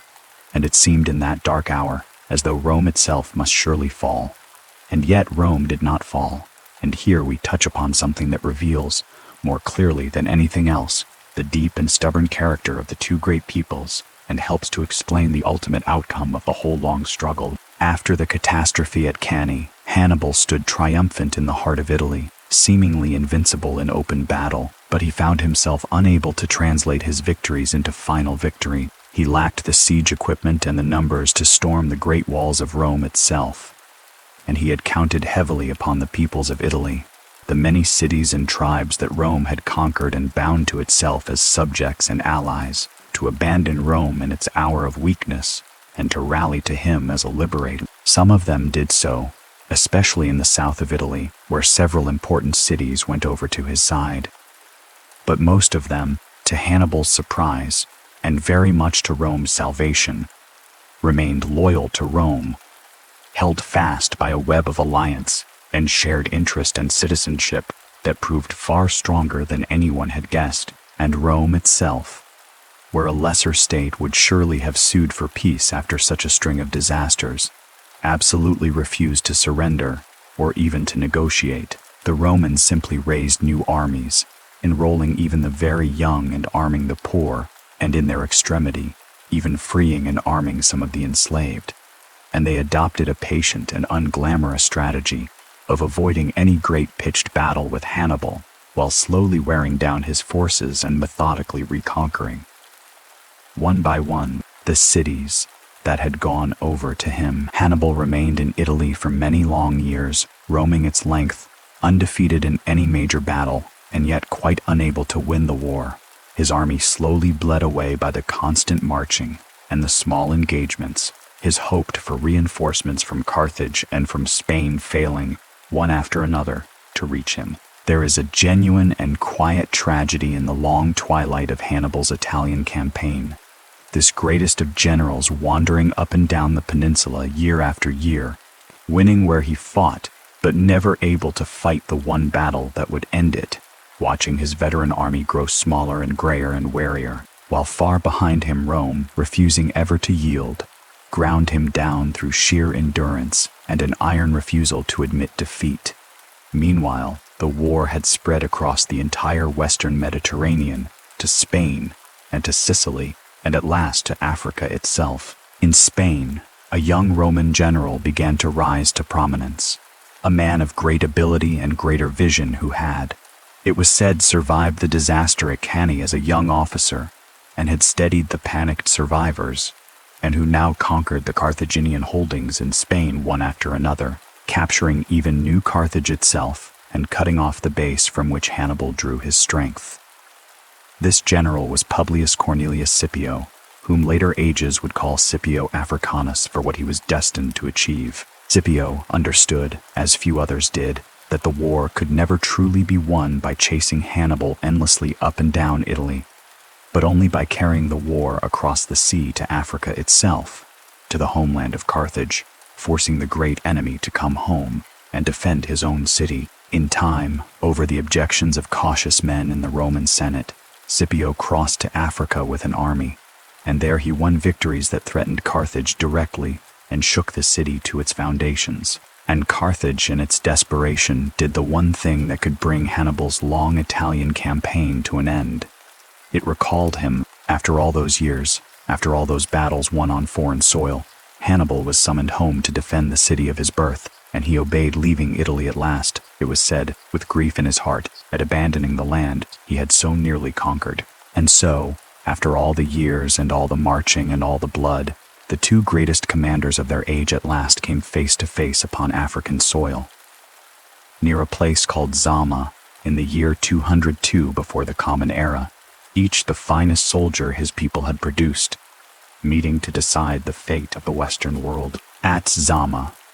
the long tide of the Second Punic War finally turned decisively against Carthage. Scipio had studied and learned deeply from Hannibal's own methods over the long years of the war, and he had crucially won to his own side the superb Numidian cavalry that had served Hannibal so brilliantly at Cannae and in all his Italian victories, so that now, in a bitter reversal, it was Carthage that faced those swift and deadly horsemen rather than commanding them. In a hard and closely fought battle, in which Hannibal handled his own weary and hastily gathered forces with all his old skill, Scipio at last prevailed, breaking the Carthaginian army and winning the day. And with that defeat, the Second Punic War was decided. Hannibal himself, the general who had seemed for so long invincible, saw clearly and immediately that the war was lost beyond recovery. And it was he who urged his own city to accept the peace that Rome now offered. For he was too clear. I demand to counsel a hopeless resistance that would only bring ruin. The terms that Rome imposed upon defeated Carthage were harsh and calculated to end forever. Its life as a great power, Carthage had to surrender nearly all of its warships, keeping only a token few. It had to give up all of its territory outside of Africa itself, losing Spain and everything else it held beyond its home shores. It had to pay an enormous indemnity in silver spread over 50 long years, a burden meant to keep it poor and weak for 2 generations. And most fatefully of all, it had to agree never again to make war, not even in its own defense against a neighbor, without first obtaining the permission of Rome. The great sea power that had once frightened the whole western Mediterranean was thus reduced to a single city, and its African hinterland disarmed, impoverished, and utterly dependent, its wings clipped, its long pride broken. Carthage still stood, its walls and harbors and temples still rising above the gulf, but it was no longer free, and it lived now only on Rome's sufferance. What is genuinely remarkable, and often forgotten in the shadow of Hannibal's great campaign, is what happened to Carthage in the years that followed this second and crushing defeat. Stripped of its overseas empire and forbidden to fight, the city turned its formidable energies inward and outward, toward what it had always done best, toward trade and toward the working of its rich African land, and it recovered with an astonishing and, to Roman eyes, an alarming speed. Freed at last from the ruinous and endless expense of great wars, its farms and its markets and its harbors flourished as never before, and within a single generation or 2 Carthage was wealthy once again, its ships crowding the outer harbor, its countryside once more heavy with grain and olives and vines, its people prosperous and busy. So swiftly did it recover that at one point Carthage offered to pay off the entire remaining balance of its 50-year indemnity to Rome all at once, far ahead of schedule, a gesture that was surely meant to demonstrate goodwill and to be free of the burden, but which can only have deepened the unease of those in Rome, who watched the old enemy grow rich and contented again. Hannibal himself, in his later years, served his city not as a general, for its armies were gone, but as a statesman taking up the office of one of the annual magistrates and using it to reform the city's finances and to root out the corruption of the entrenched ruling families, restoring the treasury with such success that the city prospered further still. But his very effectiveness made him powerful enemies among the men whose corruption he had exposed, and they, together with Rome's own lingering fear of him, at last drove the old general into exile in the eastern Mediterranean, where he spent his final years serving foreign kings against Rome, always hunted until at the last, cornered and about to be betrayed into Roman hands. He took poison rather than be led captive through the streets of the city he had so nearly conquered, dying far from the African shore where he had been born. And yet, it was precisely this recovery, this stubborn and unexpected prosperity, that in the end sealed the doom of Carthage. And here we approach the most sorrowful turning of the whole story, for there were powerful men in Rome who simply could not bear the sight of Carthage grown rich and comfortable once more. Men who remembered, or whose fathers had told them, the terror of Hannibal in Italy, the dead of Cannae, the years when it had seemed that Rome itself might fall, and who had come to believe deep in their hearts that so long as Carthage existed at all, Rome could never truly be safe. Foremost among these men was an old and famously stern senator named Cato, who had fought against Hannibal as a young man, and who now in his old age had grown obsessed with the danger he believed Carthage still posed. It was said of him that he ended every single speech he gave in the Roman Senate, no matter what the subject under debate might be, whether it concerned roads or taxes or distant provinces, with the same grim and unvarying words, that in his opinion Carthage must be destroyed. There were other voices in Rome that argued against him, wiser and more moderate men who held that a rival kept Rome vigilant and virtuous, that mercy and restraint better became a truly great power, and that the destruction of a defeated and disarmed old enemy would be an act of shame rather than of strength. But fear, as it so often does, in the end spoke louder than restraint. And slowly the party that wished for the end of Carthage came to prevail in the councils of Rome, the last act of this long tragedy, the third and final war, the desperate defense of a disarmed city that wished only to survive. and the strange and unexpected afterlife of a place cursed and buried, and at last remembered again, is where our quiet journey must turn as the night deepens toward its middle hours. For now, though, let us pause here, in these brief and hopeful years of the recovery, before the final storm gathered, when Carthage, twice defeated but not destroyed, had against every expectation made itself prosperous and peaceful once more. Let us picture its people in those years, tending their farms in the fertile plains, sailing their trading ships to friendly ports, weighing their silver, raising their children, honoring their gods upon the hill, believing as people always do in a time of peace, that the worst of their history lay safely behind them, and that they might yet live out their days in quiet prosperity beneath the African sun. It was a fragile peace, resting on the sufferance of an enemy that had not forgiven, and it would not hold. But there was, for a little while, real peace, and there is a gentle mercy in remembering that the people of the doomed city knew years of plenty and calm before the end came. A last quiet season in the sun beside their beloved sea. Let them keep that season in the telling. Let the harbors stay full a while longer, and the fields stay green, and the storm hold off beyond the horizon, as the fire burns low, and we rest here together in the peace before the change. We arrive now at the last chapter of Carthage as a living city, and it is the most sorrowful part of our long story, so we will move through it slowly and with care, in the gentle manner of this quiet hour, refusing the temptation of loud drama that so grave a subject might invite. There is no need to dwell upon the horror of what happened, and we will not. What matters for our purposes tonight is to understand how it came about, what it truly meant, and how a city that endured for 700 years came at last to its end, not through any single crime that would explain it, nor through some sudden wickedness, but through the slow accumulation of fear and grievance, and the settled will of another power that had decided, coldly and finally, that it must not be allowed to go on living. By the middle of the 2nd century before the Common Era, some 50 years after the crushing defeat at Zama, Carthage had become, as we have seen, prosperous and peaceful once again, though it remained bound hand and foot by the terms of the treaty that forbade it to make any war without first obtaining the consent of Rome. This last condition, which had seemed at the time merely a way of keeping the old enemy harmless, proved in the end to be a kind of trap,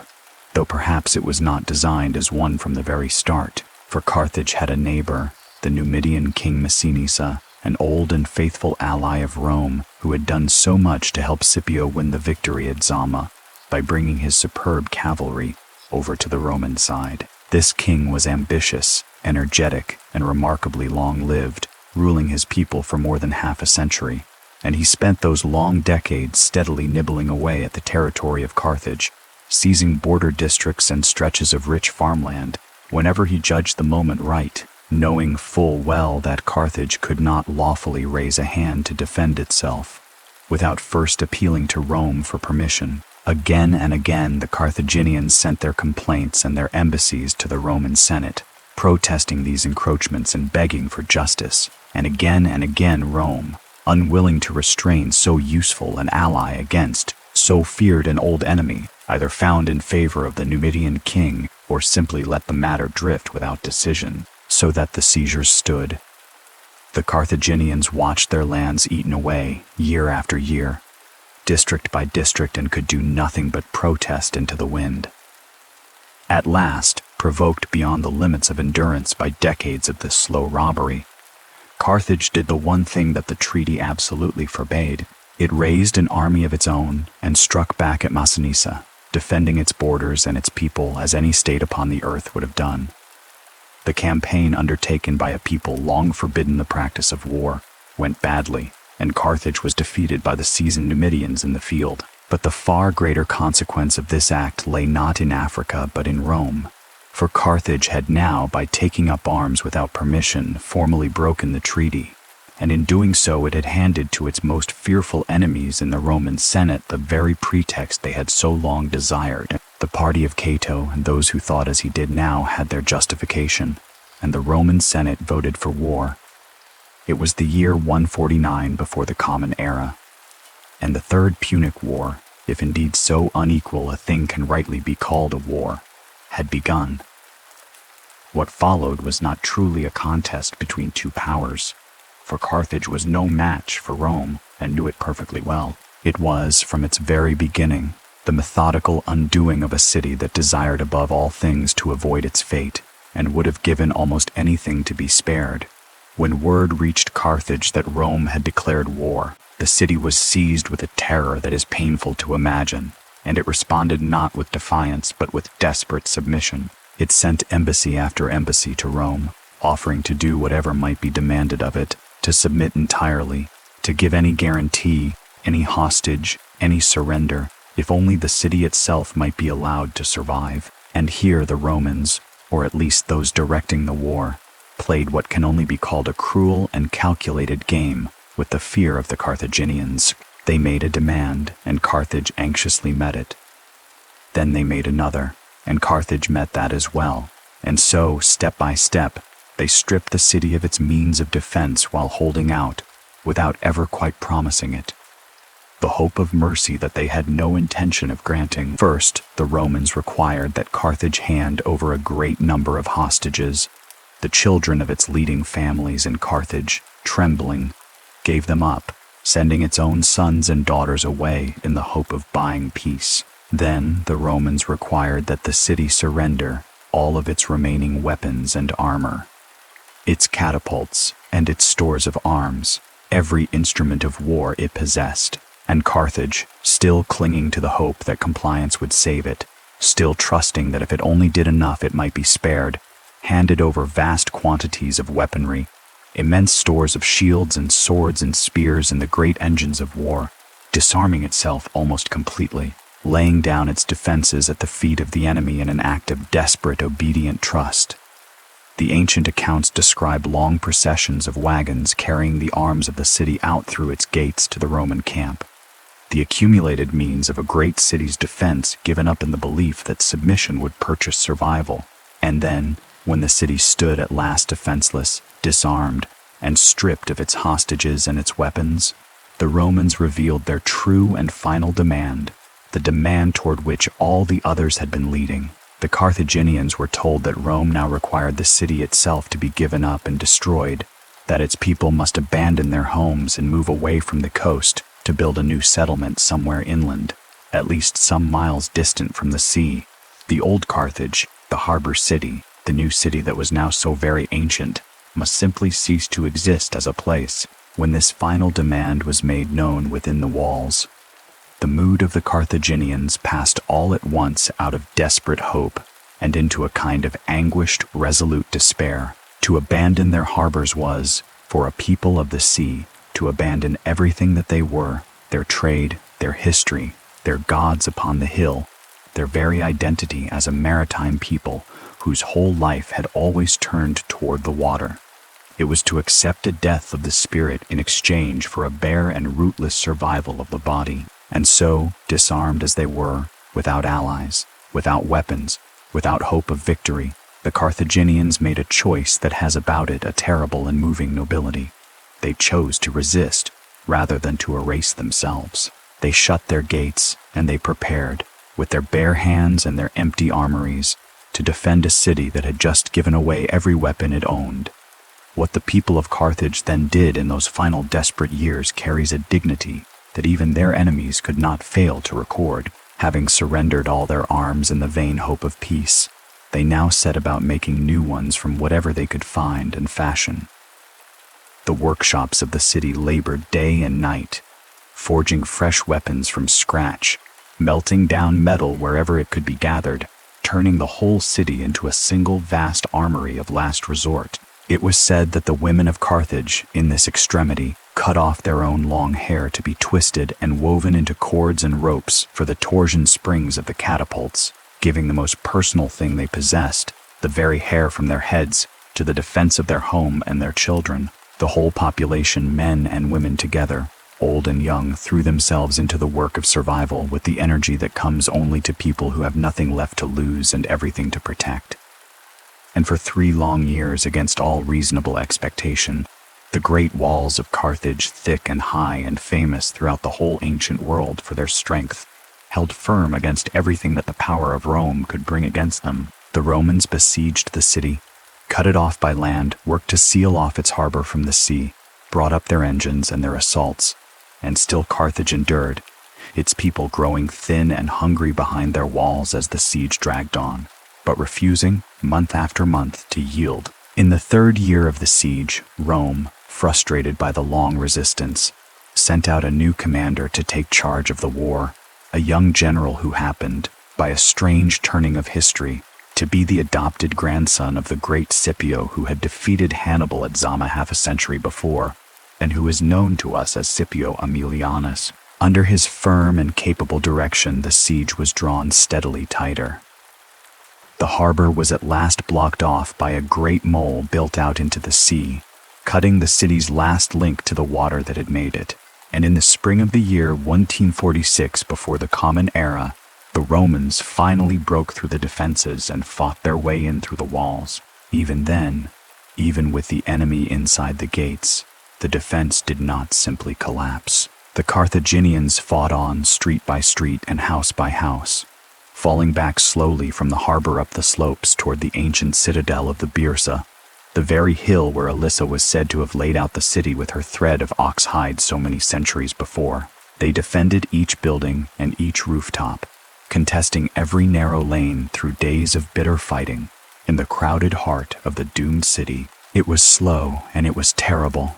and there is no need to describe it further than to say simply that a great city died hard, and that its people, at the very last, defended their homes and their families with a courage that even those who destroyed them set down in their records with something very near to awe. When at length it was over, Carthage was no more.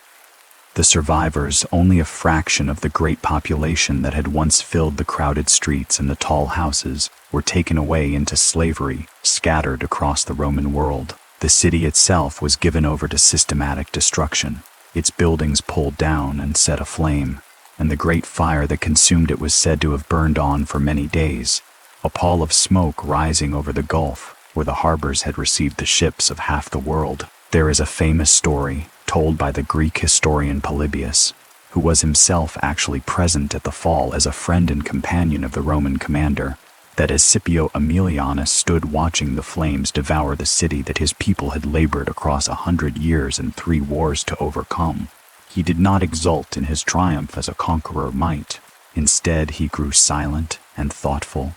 and then he wept. And when Polybius, standing beside him, asked him why he wept in the very hour of his greatest victory, the Roman general is said to have quoted from memory some ancient lines of Greek poetry,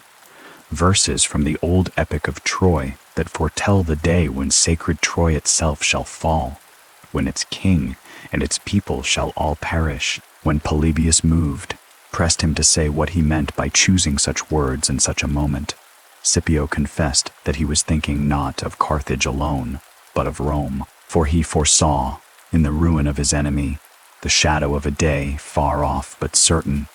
when the same fate might in the turning of all mortal things come at last to his own great city, for no power made by men endures forever. It is one of the most moving moments in all of ancient history, the conqueror weeping over the conquered, seeing in the burning of his enemy the distant image of his own city's eventual end. And it reminds us that even in that hard and warlike age there were men who understood the deep sorrow that lies always beneath the noise of triumph. There is a further tradition, one that has been repeated so often that it has become almost inseparable from the story,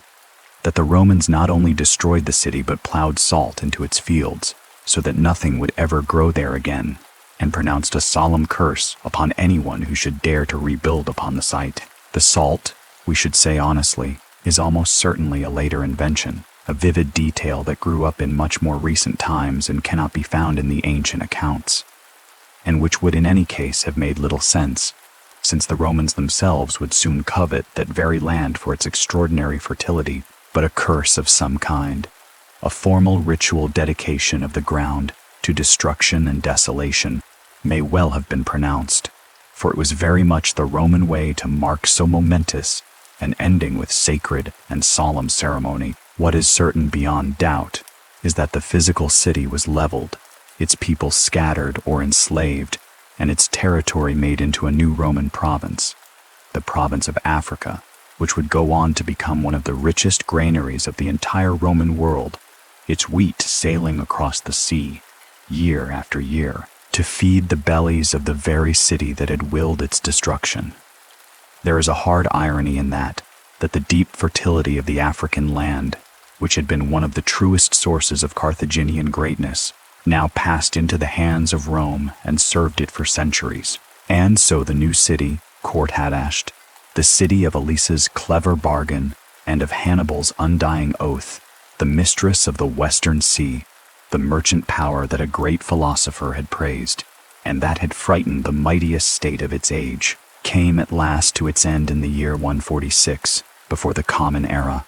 700 years or so after those first exiles had drawn their thread of ox hide around the sacred hill. It stands as one of the most complete destructions of a great city in all of ancient history, and it is the deepest reason we know Carthage so poorly from within.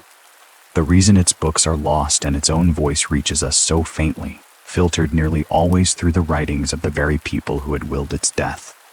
We should be clear and honest about this, for it matters to how we remember them. The Carthaginians did not simply fade away into some quiet mystery,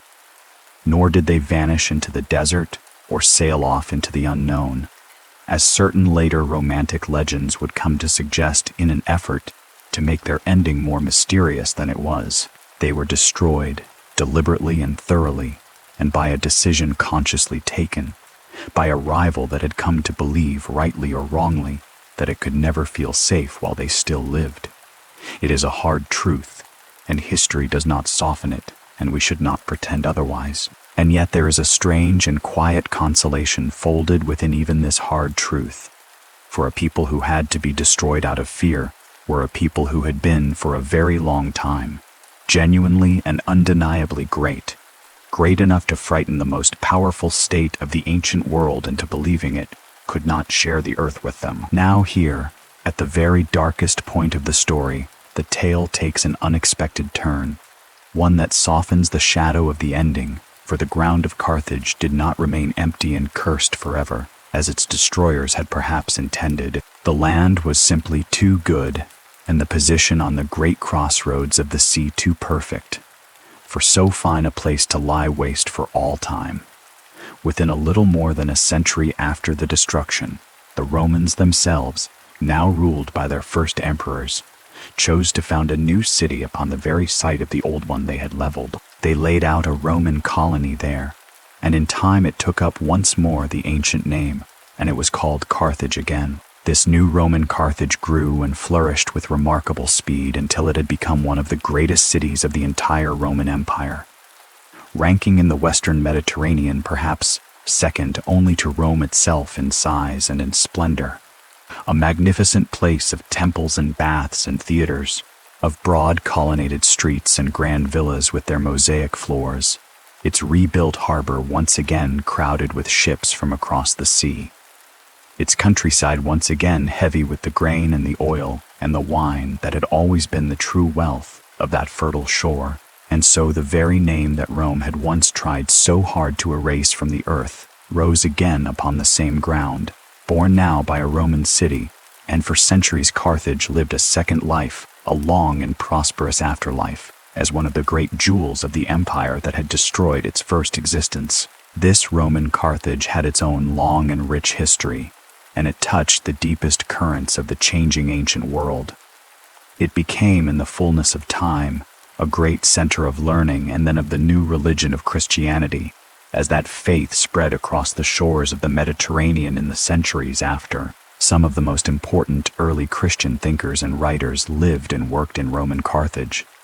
and it was in the African provinces gathered around the city that the great mind of Augustine, one of the most influential thinkers in all of the Western tradition, spent much of his early life studying and teaching in the region before rising to become a bishop in that same African land,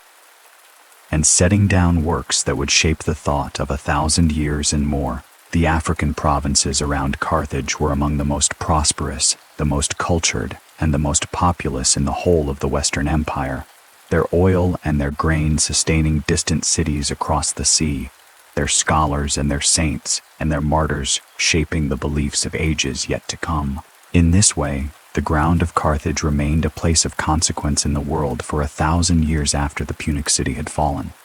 Though the people who now filled its streets spoke Latin and worshipped different gods, and later a different god still, and remembered the old Carthage of Hannibal, if they remembered it at all, only as a defeated and half-legendary enemy from the deep and vanished past. In the long, slow unwinding of the ancient world, this Roman Carthage passed in its turn through many hands, each leaving its mark upon the ancient ground. When the Western Roman Empire itself grew weak and began to fracture in the 5th century after the Common Era, a Germanic people called the Vandals crossed over from Spain into North Africa and made Carthage the capital of their own kingdom for a time, ruling the rich province from the old city and even launching fleets from its harbor to raid across the sea, so that once more ships of war set out from the harbor of Carthage,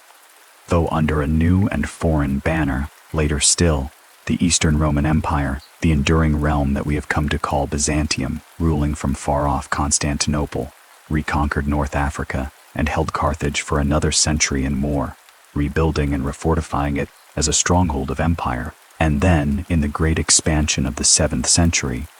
Arab armies carrying the new faith of Islam swept westward across the whole of North Africa, and after a long and hard-fought struggle they took the region, and with it, at last, the ancient site. They founded a great new capital of their own inland, at a place called Kairouan, and in the centuries that followed they built up the city of Tunis, a short distance from the ancient site of Carthage. Slowly then, the old harbors of Carthage silted and fell quiet. Its great Roman buildings were quarried away for their fine stone to build the mosques and palaces and houses of the new towns rising nearby. And over the long centuries, the place that had once been one of the greatest cities of 2 successive worlds sank quietly into ruin and into near oblivion. Its scattered stones absorbed into other walls, its proud outline blurring gently back into the earth beside the growing city of Tunis. For a long span of centuries then, Carthage was truly lost, though we should be careful and precise about what we mean by that word, for it was not lost in the sense of vanishing entirely without a trace, but rather in the sense of being forgotten, its true history known only through the surviving pages of ancient authors, its physical remains buried, robbed for their stone, and overgrown with the grass and the wild flowers of the African hillside. Travelers who came to the spot in later ages found little there but scattered ruins, and the confused, half-remembered echo of a great name. Columns tumbled among the fields, the faint traces of vast structures, the outline of harbors filled now with sand and reeds. The Carthage of Hannibal and of Elissa had become a word in old books, a schoolroom legend of a proud city humbled and destroyed by Rome, its own authentic voice long since silenced, its harbors choked, its temples gone to dust and to the walls of other men's houses. And yet, and this is a thing worth holding on to in the quiet of the night,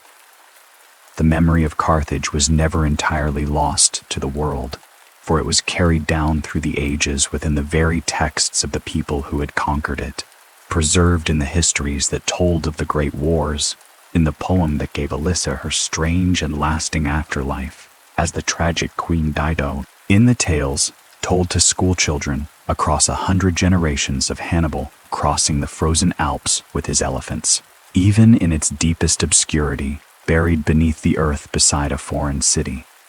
the name of Carthage endured, waiting, as it were, in the dark, for a time when people would wish to remember it not in order to triumph over it, but simply in order to understand and to honor it. How that long-buried city was at last drawn back out of the earth in more recent times. How patient hands and careful eyes brought its harbors and its stones and its silent inscriptions back into the light of day. And what the recovered Carthage can and cannot tell us about the vanished people who built it is where our long journey comes at last toward its close, in the final quiet hour of the night. But that gentle and consoling chapter belongs to the very end of our telling,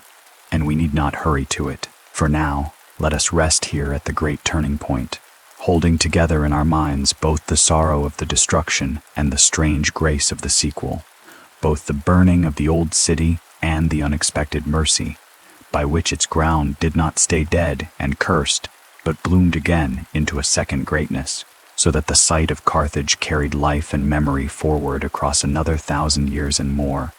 There is a real comfort to be found in that, in the way that a place so utterly and deliberately ended could yet, against all the intentions of its destroyers, begin again and flourish anew, as though the deep will of a good land toward life could not finally be denied. It is a gentle thought, and a true one, and a good one to carry with us as the fire settles into its embers, and the long story draws slowly on toward its peaceful and final rest. Now we come to the last quiet hour of our long journey, the part of the story that unfolds not in the vanished ancient world, but nearer to our own time, as the long-buried city of Carthage was slowly, patiently, and lovingly drawn back out of the earth and into the keeping of memory. It is a gentler chapter than the ones that came before it, a story not of war and fire and the falling of walls, but of scholars and diggers, of careful hands brushing the dust of centuries from ancient stones, of a lost people gradually recovering something of their silenced voice after 2,000 years of quiet beneath the ground. And it is a fitting way for us to take our leave, for it turns our whole long tale away from destruction and toward remembrance, and it lets us say farewell to Carthage, not at the terrible moment of its burning, but at the moment of its slow and dignified return, as the last candle in the old room of history is gently and without sorrow allowed to go out. For many long centuries after the Arab conquest of North Africa, the site of the old city lay quiet beside the growing city of Tunis, a scatter of ruins on a peninsula reaching out into the sea, its great harbors reduced to shallow lagoons fringed with reeds, its splendid buildings long since carried off, stone by stone, to raise the mosques and palaces and houses of other places. The local people, of course, knew that something great had once stood there, that the ground held the bones of a vanished age, but the details had faded away into legend and rumor, and the true history slept in old books written in languages few could read. Travelers from distant lands, when they came, walked among the fragments of tumbled Roman columns and the faint traces of ancient walls and tried as best they could to match what lay before their eyes against the descriptions they had read in their classical authors. But they found little enough of the old Punic city, the city of Hannibal, for the Roman rebuilding upon the same ground, and then the long centuries of quarrying and decay had buried or scattered or destroyed nearly everything that remained from the days of the great wars. The Carthage that visitors walked through in those later ages was mostly the ghost of the Roman city that had risen upon the ruins of the first. And even that was fragmentary, confused, and hard to read. A puzzle of broken stones lying half buried in the fields above the sea. The serious and systematic recovery of Carthage began in earnest only in the 19th century, as the young science of archaeology slowly took shape, and as scholars turned their attention to the classical past with a new energy, a new curiosity, and gradually a new discipline and care. The earliest efforts were often crude and clumsy by the standards that would come later, closer at times to treasure hunting than to careful study, and much was damaged, lost, or carried off in the eager search for statues and inscriptions to fill the museums of distant countries. It is one of the quiet sorrows of the story that in the very act of rediscovering Carthage, a great deal was heedlessly destroyed a second time. But gradually, over the generations, the work grew more patient, more methodical, and more respectful of what it uncovered. Scholars began to map the site with care to identify the great features that the ancient writers had described, and slowly the shape of the vanished city began to emerge again from the earth and the confusion. They traced the line of the citadel upon the hill of the Bursa, the sacred heart where the city had been born in legend and where it had died in fire. They followed the course of the mighty walls that had held out for 3 long years against the power of Rome. And above all, with a particular thrill of recognition, they found again the famous double harbor. That harbor, more than almost anything else, brought the ancient description suddenly and vividly to life. For there, in the lie of the land and in the shape of the shallow lagoons beside the sea, the distinctive form of the 2 joined harbors could still be traced by a careful eye: the rectangular commercial port where the merchant ships had once tied up, and behind it the circular naval basin with its small artificial island at the center, where the warships of Carthage had been drawn up into their covered sheds, hidden from the eyes of the world. To stand at the edge of those old harbors and to recognize, in the gentle curve of the water and the rise of the ground, the very docks and channels that the ancient historians had written of, was to feel the long-dead words of those writers become, all at once, solid and real beneath one's feet. The excavations traced the outlines of the ship, sheds, the central island, the channel that had joined the two basins. What had been for so long only a description in old texts, a thing one had to take on faith, became once more a place that a person could walk around and touch and measure, a real harbor that had truly held the fleets of a real and mighty city. There are few experiences in all of archaeology quite so moving as that. The moment when the written word and the living earth are found to agree, and a vanished thing steps quietly back into the world of the real. Among the most significant and the most affecting of all the discoveries was the great sacred precinct, the Tophet, with its thousands upon thousands of urns and its carved stones dedicated to the goddess Tanit and to Baal Hammon. This find, more than almost any other, brought the religion of the Carthaginians vividly and troublingly back into view.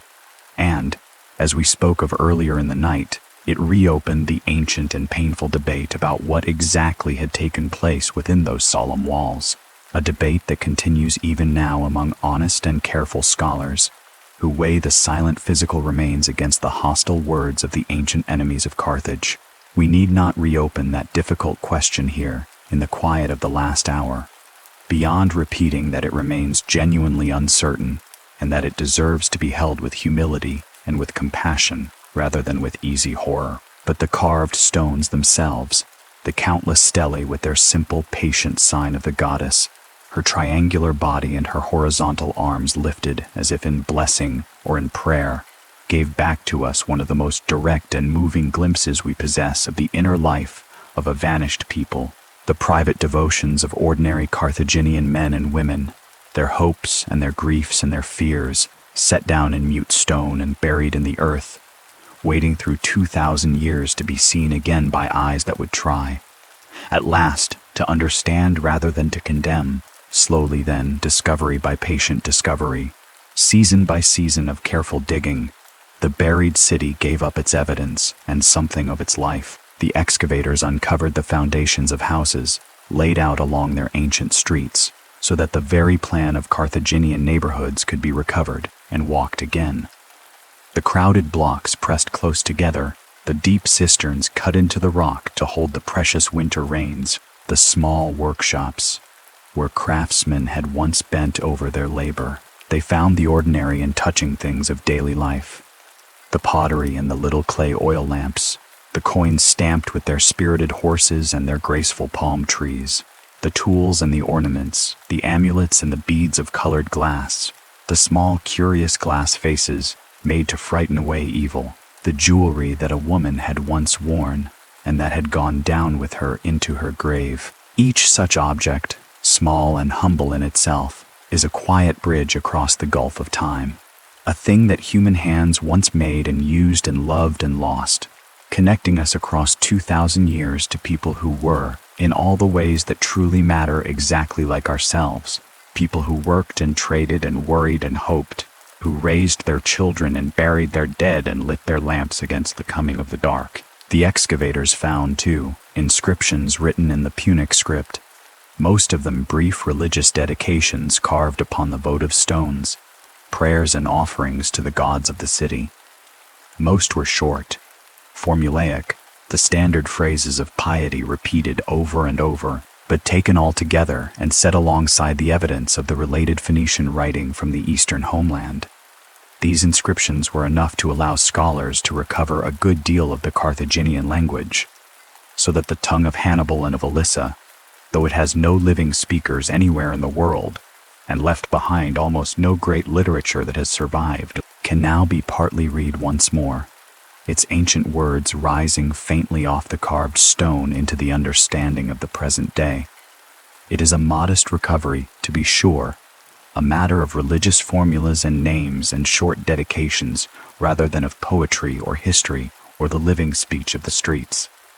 But it is something. It is a voice, however faint and however fragmentary, and after so long a silence, even a faint voice is a precious and a moving thing, a small victory of memory over the great erasure that had been intended for this people. In the 20th century, a great international effort was undertaken to study and to save what remained of ancient Carthage before the relentless growth of the modern city of Tunis could swallow the ancient site entirely, for the ruins sit upon the very edge of a living, expanding city, and the pressures of modern building and modern life press constantly against the fragile remains of the buried past. Scholars and workers from many nations came together in this common effort, and through their cooperation, a great deal was learned,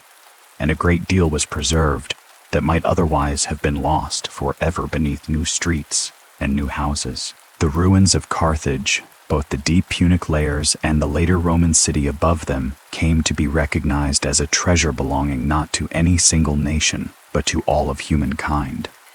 A place where the deep and layered history of the whole Mediterranean world lies gathered in the ground, one age resting upon another. Today, a visitor who comes to the site can walk among the excavated remains in the warm African sun, can stand upon the hill of the Byrsa where the city was born and where it died, can look out over the ancient harbors toward the same blue sea that the Carthaginians sailed, and can feel, in the quiet of that place, the presence of a world that was very nearly erased from the memory of the earth, and yet, in the end, was not quite forgotten after all. And so we may come at last to the gentle and reflective question with which our long journey draws toward its close. What, in the end, can we truly say that we know of the Carthaginians, this people who left us so tragically little of their own words, whom we have had to hear for so long only through the walls, only through the voices of those who conquered them? We know, first of all, that they were among the very greatest traders and sailors of the entire ancient world, that they carried goods and ideas and beliefs across the whole breadth of the Western Mediterranean and out through the pillars of Heracles into the great ocean beyond, linking distant and unknown shores together in a vast web of commerce that reached, at its farthest stretch, to the misty tin lands of the north and to the gold-bearing coasts of West Africa in the south. We know that they were skilled and ingenious builders of ships and of harbors, clever engineers, careful and knowledgeable farmers, whose agricultural wisdom was prized so highly that even their bitterest enemies took pains to preserve the writings of their scholar Mago when everything else was given to the fire. We know that they governed themselves for centuries through a sophisticated and balanced republic that so great a thinker as Aristotle considered worthy of comparison with the finest states of Greece. We know that they worshipped their gods with a deep and evident seriousness, that they loved their city with a fierce devotion, that they could produce in Hannibal one of the most brilliant military minds the world has ever seen, and that when the final end came upon them, they defended their homes and their children with a courage that moved even the man who stood watching their city burn. And we know, too, something of the shape of their tragedy, though we should be careful and thoughtful in how we speak of it. For it does not reduce easily to a simple lesson. It is tempting always to draw a neat moral from the fall of a great city, to make of it a story with clear villains and clear victims and a clear meaning. But the honest truth of Carthage resists such neatness, and it is the more moving for that resistance. Carthage was not destroyed because it was wicked, nor was Rome purely wicked for destroying it. Both cities were proud, both were ambitious, both did hard and sometimes cruel things in the long pursuit of survival and of power, and both believed with a real and human sincerity that they were defending themselves against a genuine and dangerous rival. The wars between them were driven far less by any simple evil than by fear, by that terrible and self-perpetuating logic that makes two great powers, each afraid of the other, each unable quite to trust the other, unable to rest or to feel safe, until one of them has broken the other utterly. There is a sadness in this that runs deeper than any tale of villainy could reach. The sadness of a conflict that perhaps need never have ended as it did, of a great, creative, and accomplished civilization brought at last to nothing, not through any single crime, but through the slow, grinding accumulation of grievance and suspicion and dread on both sides. Scipio's tears, shed over the burning city that his own people had labored 100 years to overcome, are in a way the truest and the wisest response to the whole long story. For they contain within them the recognition that even a victory believed to be necessary may still be, in the deepest sense, a thing to be grieved. And yet the destruction, terrible and thorough as it was, did not in the end prove to be complete. And it is upon that quiet truth that our story finds its rest. The Carthaginians were conquered, their great city was burned, their books were lost, their empire was dissolved and scattered to the winds. But they were not, in the end, entirely erased from the world, however much their destroyers may have wished it. Their alphabet, inherited from their Phoenician ancestors and passed onward by them to the Greeks, and from the Greeks to the Romans, and from the Romans down the long centuries to us, lives on hidden within every word that we write, so that the very letters in which this story has been told carry within them a distant and unbroken inheritance from the world of Tyre and of Carthage, from the merchant scribes who once weighed silver by lamplight in a city on an African shore. Their harbors and their walls, uncovered again by patient hands, still shape the quiet ground beside the sea. Their goddess Tanit still lifts her carved arms in silent blessing upon 1,000 ancient stones. Their great general Hannibal is remembered and studied and admired wherever people study the art of war and marvel at the strength of the human will against impossible odds. Their tragic queen lives on, transformed and immortal, in one of the most beloved poems ever composed. And their very name, the new city, the name that hopeful exiles gave to their fresh beginning on a foreign shore so unimaginably long ago, is spoken still, tonight, by us, so very far away in time and in place, gathered here in the quiet around the memory of a people who have been gone from the earth for more than 2,000 years. There is, perhaps, a kind of gentle victory in that, a victory that has outlasted the defeat by 20 centuries and more. The Romans, for all their power, could destroy the city of Carthage, but they could not, in the end, destroy the memory of it, and in a strange and almost tender irony, it was in large part the Romans themselves, through their own histories and their own poems, who kept that memory alive across the ages, so that the enemy they had so feared and so hated became, in the very telling, a permanent and inseparable part of the story that Rome told about itself and about the shaping of its world. To remember Carthage now, in the calm of a quiet night, is in the smallest and gentlest of ways to give something back to a people who were denied their own voice, to let the new city speak again, however faintly, across the vast and silent gulf of the years. And that is a good thing to do, and a fitting thing, and a peaceful thing. In the last and quietest hour of the night, as the fire sinks down to its final embers and the long tale draws gently toward its end,